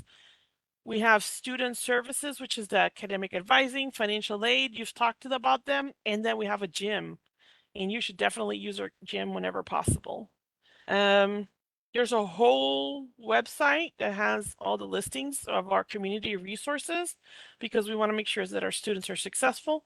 And if you have questions about resources, you can call our number here or email the ssuccess@ctcd.edu. All right. Our mental health support team is actually in an activity today. They are doing the spring break awareness event. And so if you are in our campus or near our campus and want to go check it out, they are going to be in the Anderson Campus Center, which is this building right here in the back. And you can actually, you can go see them. Oh, I have a question. Wait. The library helps with paper or somewhere else? Yeah. So if you need help writing it, the academic studio will help you, and they're not going to write you your paper. Let me just tell you right now, none of these resources are going to write the paper for you. However, if you need assistance in kind of getting started or making sure that you're hitting all your points, the academic studio can help you write it, and the tutors can help you. The library, if you write it, they will look at it and make sure that your grammar and composition are okay, and they'll correct it and send it back to you so that you can fix it. If it's not cited correctly, they'll be like, "Oh, you got to change the citations." They will look at it and make sure that it's going to be, they'll proofread it for you. And we also have, through the communications department, English professors through Prowl, what's called Prowl, they will actually do the same thing. If you send them your work, they will correct it and send it back to you. Now, that means that you have to do it pretty quickly and give them enough time so that they can correct it and get it back to you. Don't expect them to, get it back to you in 2 hours, because that's not realistic. But the library tries to have a 24-hour turnaround time whenever possible. So, but you still need to give them enough time to do it and to look at what the changes are. But yes, they'll do that here for free. Don't ever pay anybody. Everything that I'm telling you right now that we have discussed today is free. That also includes our mental health assistance that we're talking about today, the wellness and counseling services. They're here. They can help the students with counseling for free. And I really, again, recommend that you take the time and meet with them, even if you don't feel like you need it right now, because managing life and college can be a handful and can be stressful. And it's okay to say, I need help, or I need someone to talk to. If you have a family at home and they're driving you crazy one day and you just need to vent, then this is a great opportunity for you to be able to get it all out. So I highly recommend that you contact them and meet them, even just to know where they're located and know that they're there for you. They are private and free of charge. They won't share it with your information with anyone without permission. Sometimes unless there's like a risk of harm to safety. They will create a safe space for you to discuss your concerns, and they really appreciate diversity and welcome anybody, no matter the background. And if you need more help than they can offer, then they'll help you find the right place for you. So they can, even if you don't think that they're the correct fit for you, they can help you. You can say, "Look, I don't really want to talk to you. I want to talk to somebody else. But can you help me figure out where I can go for help?" And they'll do that. Why come see them? If you have an emergency or critical situation, such as suicidal thoughts, anger management, or domestic violence, general depression type symptoms, severe depression type symptoms, family counseling, individuals and couples counseling, stress management, time management, study skills, mental health education or counseling, and group counseling sessions such as AA, OA, and then they go to the residence hall and meet with students and just make sure that they're doing okay. Some groups and workshops that they're offering, identity groups for people of similar backgrounds and experiences, making friends, how to improve communication and making friends with others, dealing with sadness or loss groups. You can get support that way, doing better in school groups, and then building good relationships school groups. The director's name is Nadia Filimonova. and here is her contact information. And the other counselor that we have, his name is Ron Porter. And here are their emails as well as their phone numbers. If you need assistance, their office specialist, Wally Rios, is also great. He's got the time and locations. Please reach out and make an appointment with them, and or if you're, if you need to talk to someone, let them know so that they can help you. This is one of those picture slides. You can take a picture and see what's going on. Let's see. Can you get a student ID if you're continuing education? It depends on the program. Sometimes yes, because we have some programs through continuing education that they do allow it. But if you're taking something like basket weaving, they may not give you an ID for that. But there are some programs that do require it. So it just depends on what classes you're taking through continuing education. Let's see. Residence Hall. We have a residence hall here for you, and our residence hall manager is here. Her name is Aubrey Ryan, and she's going to tell you a little bit more. She looks a little fuzzy today for some reason. Not sure what's going on. But in the slide, you can see her sitting on the bed. This is probably a little bit more clear. Aubrey, you there? You ready? Hi guys, my name is Aubrey. I'm the residence hall manager. Sorry if I look a little blurry, I'm not sure why. But if you didn't know, we do have a residence hall here on campus. And if you don't know what residence hall means, it's our dorm here on campus. So whether you have a car, whether you don't have a car, living in our residence hall is a great way to have easy access to your classes and all the amenities here on campus. If you didn't know, we have a gym, we have a pool, we have tracks, nature trails, everything like that. So it's all within walking distance, very accessible if you're living here on the central campus. We are a co-ed 2-story residence hall, so we have both men and women living in the dorms, and we do have occupancy available for the summer semester and for the upcoming fall and spring semesters. We have single occupancy and double occupancy rooms available. So with a double occupancy room, you're likely to have a roommate. But for both rooms, single and double, you will share a restroom. So it could be between 2 and 4 people sharing a restroom. Included in the cost is 15 meals a week. So you automatically get that meal plan. You don't have to worry about breakfast, lunch, and dinner Monday through Friday, which is really nice. You can just really sit down and focus on your studies throughout the week. It is fully furnished, so the room will come with a twin XL bed. It'll come with a desk and a mini fridge and a microwave, and plenty of storage space for you and your roommate if you're in a double occupancy. We also have free laundry facilities. So we have 3 laundry rooms. They don't require quarters or anything. We just ask that you bring your own laundry detergent to do your own laundry. Free internet is also included in the price, and it's fast speed internet. It's not super slow or anything. We also have Ethernet. So if you have a gaming computer that you'd like to plug into the Ethernet, that works very well. We also have a game room available. So in our game room, we have a TV that you can hook up your PlayStation, log into your Netflix, have a good time with your friends. We also have a pool table in there and a air hockey table. We also have table tennis available, tons of board games and card games. So it's a great place for you and your friends to go hang out without having to leave your home, right?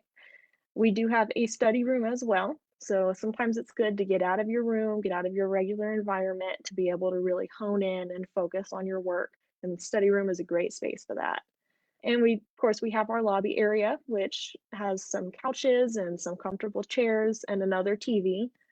So again, you can bring your PlayStation, you can log into your Netflix or whatever streaming services that you have in that area. You can reserve the TV as well. So if you know that you want to watch a movie with your friends that night, you can have the room. We do have some requirements for you to be able to stay in the dorms. You do have to be full-time. So if that's during the fall or the spring semester, that's 12 credit hours. It's typically around 4 classes that you have to maintain throughout the entire semester. If it's in the summer, then full-time is 6 credits. So that's usually about 2 classes during the summer. Because they're shorter, they're a little bit more intensive. Financial aid can be used for housing costs as long as your classes are paid for first. So if your classes are covered and you have extra financial aid, whether that be loans, grants, scholarships, that can be applied to your housing costs. The rates for the summer semester, this upcoming summer, for a double occupancy is $1,915, and for the single occupancy is $2,115. The rates for this fall 2024 semester have not been released yet, but they should be released soon. And once they are finalized, they will be posted on our website. You can find our website on the CTC website under the housing page. So you'll go to locations and then housing, and there you can see pictures of our what our dorm rooms look like, and you can find all of the updated prices and information about applications in the application itself. So you'll go ahead and download that application, fill it out, and email it to me. My email is also on the website. There is an application fee of $105, and you pay that to the business office, and that helps to cover your background check fee. After which you can be approved for either a single or a double, and we'll send you more information regarding move-in. All Yep, I right. believe that's everything. Cool. Let's see. Do we have no? Cool. Perfect. Thank you very much, Aubrey. I don't see any questions in the chat right now. Thank you, Actually, guys. thank you for being here. Let me look at something real quick just to make sure I'm not missing anything. Because nope, we're not missing anything. Cool. All right. So moving on. All right. I'm going to ask Dr. Christy Schenk. She is from Disability Support Services. If she can talk to us a little bit about her department and what they do. Hi, Mariceli, can you hear me? Yes. Great. Good morning, everyone. As Mariceli said, I'm the Director of Disability Services, and I wanted to share some information about some accommodations that we can provide to students with disabilities. If you have a disability and need services, you would have to self-identify to us, and you would have to have a qualifying disability under the Americans with Disability Act.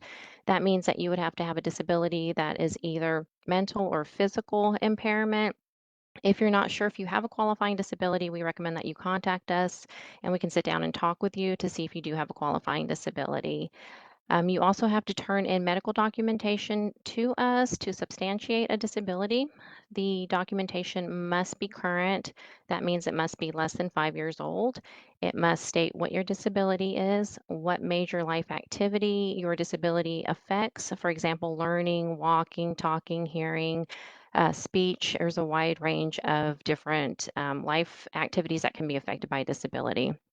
It also needs to let us know how your disability was diagnosed, any testing that was done, how it affects you specifically in a learning environment, and recommended accommodations so we know how to assist you. In addition to the documentation, we also have student intake informs and e-retrieve that students will have to complete, and you have to request accommodations every semester. The accommodations do not carry over. For example, if you request accommodations for this semester, you'll have to request them for every semester moving forward with us that you need accommodations. Accommodations are based on the student's disability. Next slide, please, Mariceli. Some common accommodations that we provide are extra testing time, a separate testing area. We actually have our own testing area where students can take their tests with us instead of in the classroom. We also have a test reader. We have test reading software. We can also help with note-taking services, sign language interpreting services. Again, what accommodation you get is just dependent upon what your disability is, what your limitations are, as well as what classes that you're in. We do provide accommodations worldwide to students, regardless of where you're located. We can provide accommodations for online classes, on-campus classes, services. Again, the accommodations will just be dependent upon your disability and the format of your class. If you have questions about what type of accommodations you may need, I suggest that you reach out to us so we can talk to you specifically about what your individual needs are, because even if someone has the same disability, their needs may be different. So it's important to be interactive, to self-advocate, and to reach out to us so we can talk to you. In addition to the classroom accommodations, our disability coordinators also can help with academic advising for students who register for services with our office. So that's also another benefit and service that we do provide. We also help with Title IX parenting and pregnancy students. For example, if you're pregnant and you may not be able to finish out the rest of the semester, you can bring documentation to me and I will work with you and your instructors to make sure that your absences are not counted against you and that you are given time for maternity leave and time when you return back without penalty to make sure that you're able to complete your classes. This also applies to students who are considered parenting students. That means if you have a child that you are responsible for under the age of 18 and you may need to take that child to a doctor's appointment or anything in terms of medical, you can reach out to us and we can let you know what type of documentation that we may need to make sure that those absences are not counted against you and that you are given an opportunity to make up any coursework for pregnant and parenting students there. We do have a website, and I'll also type that into chat. And our website has our student handbook. It has a great student FAQ section on there with a lot of the common questions that we receive with answers there. It also has instructions on how to apply for services with us, as well as a documentation checklist. So you can take that to your mental health provider or your doctor, and it'll let them know what type of documentation that we need. Again, if you have questions, please put it in chat, or you can come to our office, meet with us individually, and let us know what your needs are so we can help you with that. And I will put all that information in chat. So you're welcome to type in any questions or reach out to us, and we're here to help. Thank you, Dr. Shank. Guys, this is one of those things that if you don't go and speak to the disability support services, or if you don't request accommodations, you're not going to get to. This is part of that self-advocate. I know she mentioned it, but I'm mentioning it again because we really want to make sure that you guys are going to be successful. And if you need to speak to somebody for accommodations, or you need those accommodations, you need to speak to somebody. Otherwise, you will not receive them. And one of the things, they're not retroactive, right? Correct, Mariceli. They're not retroactive. So if you request accommodations in the middle of the semester, anything that you did for your class prior to getting approved, we cannot give you accommodations for that. It's anything moving forward. And again, if the semester ends and you have not requested accommodations for the following semester, it won't be applicable until you have requested them from us. So we suggest that if you need accommodations, to do it as soon as you register for classes. This way we can help you get those set up the first day of class. But again, they are not retroactive. Yeah. And if you have questions, ask before to make sure that documentation you have, even if you don't know what classes you're taking, I highly recommend that you have a conversation, say, hey, will these documents work? Or do you need something else? Don't wait till the last minute to try to figure it out. And then we can't offer you what we want to offer you. So just to give you thanks. Thank you, Dr. Shink. Right here, this is her email. And then we also have Dean Starkey's email. She was the one that kicked it off, said, if you have questions, please go ahead and reach out.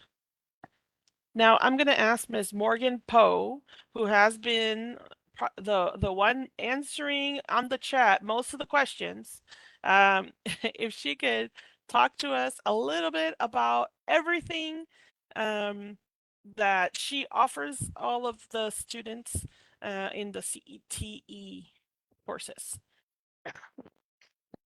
Hello, everyone. My name is Morgan Poe, and I run 3 assistance programs for career and technical education students, which is going to be that definition for CTE. So the easy way I like to break down what CTE is if you are taking classes on campus and you are in the Kate Center or in the nursing building, you're going to qualify. There are other degree plans that aren't in those 2 buildings that sometimes qualify, but a lot of the times there's some that don't in those as well. So some computer science degrees qualify you, some business admin do, some of the engineering ones qualify you. Some of the childcare degree plans qualify you. So if you have any questions on if your degree plan is one of those associates of applied science or certifications of completion degree types, which are those CTE degrees, please go ahead and give me a call or shoot me an email, and I'll be happy to look at your account with you and see if you're going to qualify for the programs. Now, what those 3 programs are textbook and materials assistance, transportation assistance, or childcare assistance. Now, textbook and materials assistance are a program where I can get you your books and anything required for your class that's in the bookstore for free. They are yours to keep. You do not have to return them should you be keeping them as a reference material. So what that means is if you're in nursing, which can be upwards of $1,000 for that first semester for all of your supplies, I can get everything for you except for your uniform for free if you qualify. Now for the Kate Center classes, a lot of those require like the graphics and design. There's special rulers and templates that you're gonna need. I can get you those as well. Again, these are all at no cost to you. For the transportation assistance program, that program is a program where we have 2 different routes in it. The first is going to be you can get a $50 a month gas card given to you at the end of the semester, or a hop ride voucher that is given to you monthly to get you to and from campus and give you unlimited free rides with the hop. Now, the second route in this transportation program is going to be a option where you can get a second $50 a month, again, given to you at the end of the semester, for transportation to your clinicals or internship if they are required for your degree plan. So what that means is if you are taking in-person classes and you have a internship or clinicals that you're doing for your degree, you can get $100 a month given to you at the end of the semester for gas costs, which can be upwards of $400 or $500 a semester, depending on if it's fall or spring. That's a lot of money, and I know it helps quite a few students. Now for the childcare portion of this, the third program is that childcare assistance, and that is going to be $90 per week per child for up to 3 children sent to any licensed childcare facility, whether it is at home or a daycare facility that is in person and not an at-home one. I'll repeat that because that is very confusing. It is $90 per week for up to 3 children, as long as it is an at-home daycare that is a licensed childcare provider or a licensed childcare facility. Now, for all 3 of these programs, there are a couple of main requirements. Again, that first one is going to be that CTE degree plan, which is that Associate of Applied Science or Certification of Completion. General studies and interdisciplinary degrees do not qualify you, and I do apologize for that, but you do have to be on a CTE degree plan. I get the question a lot with general studies because if you're in a nursing degree, a lot of the times when you're doing those prereqs, you're on general studies. If you're on that general studies for your prereqs, I cannot qualify you while you're doing that. The next requirement is going to be that you demonstrate economic need. The easiest way to do that is if you get a Pell Grant. If you're receiving a Pell Grant, you qualify economically. If you do not, there are other ways to prove that you do need the program. That is going to be proof you receive WIC, TANF, or SNAP, which is government assistance programs. WIC is food assistance for pregnant mothers and children. TANF is needy cash assistance, or cash assistance for needy families. I apologize, that was worded incorrectly. And then SNAP is going to be food stamps. If you do not receive any of those 3, I will also accept a copy of your 1040 from the most recent filing year. So if you're trying to get in for the spring semester or the summer semester, that is going to be taxes from last year, last April when you filed, not this year.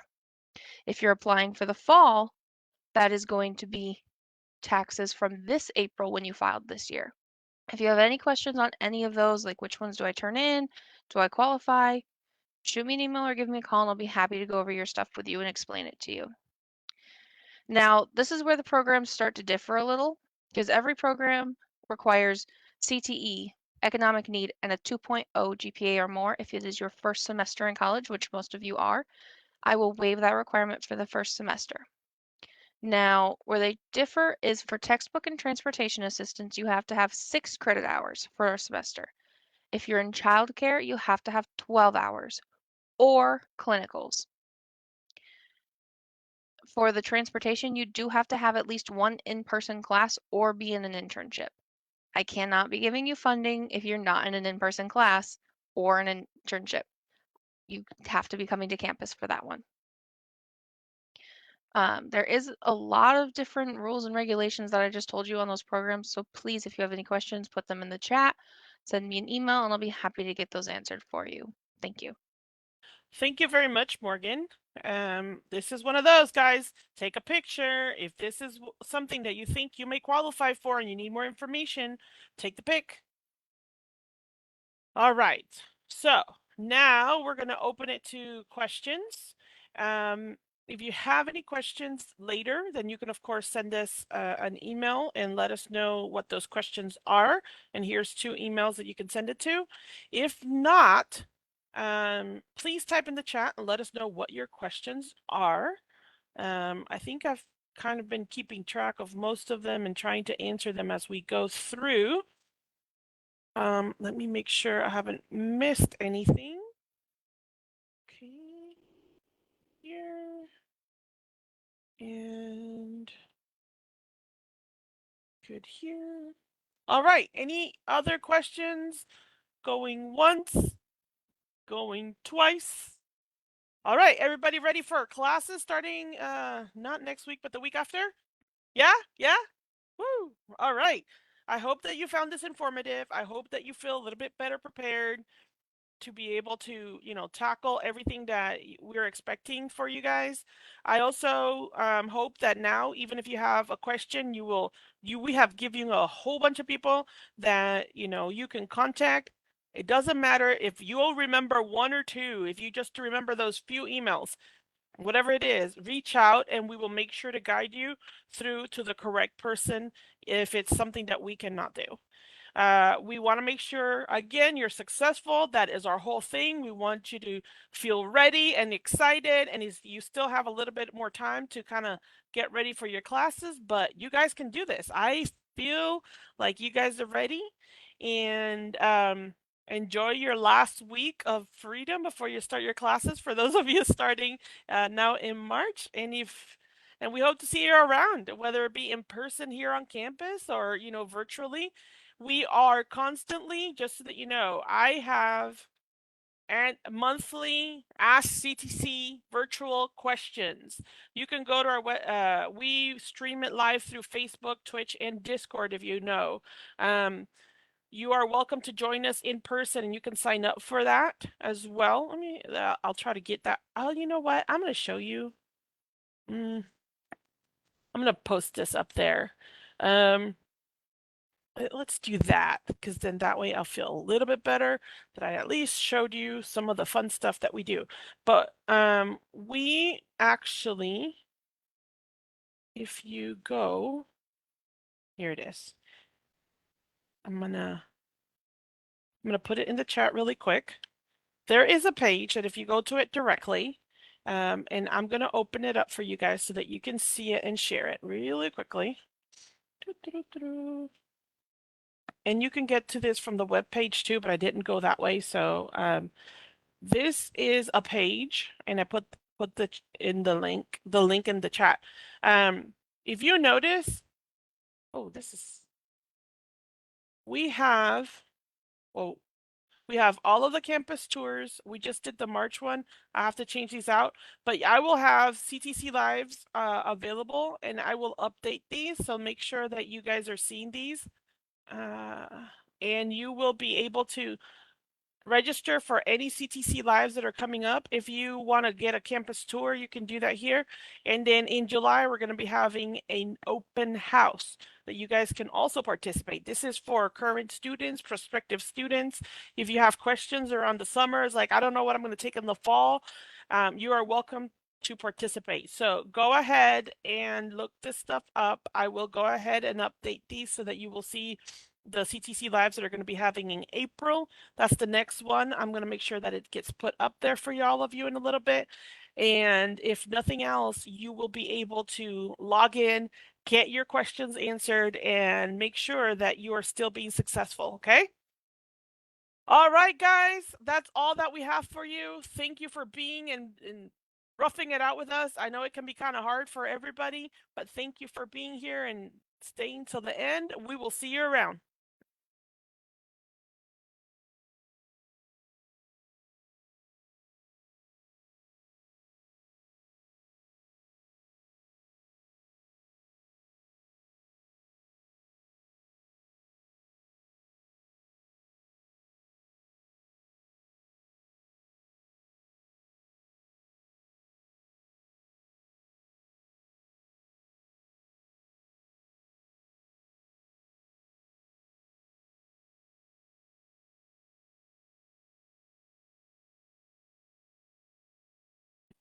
Oh, I know why.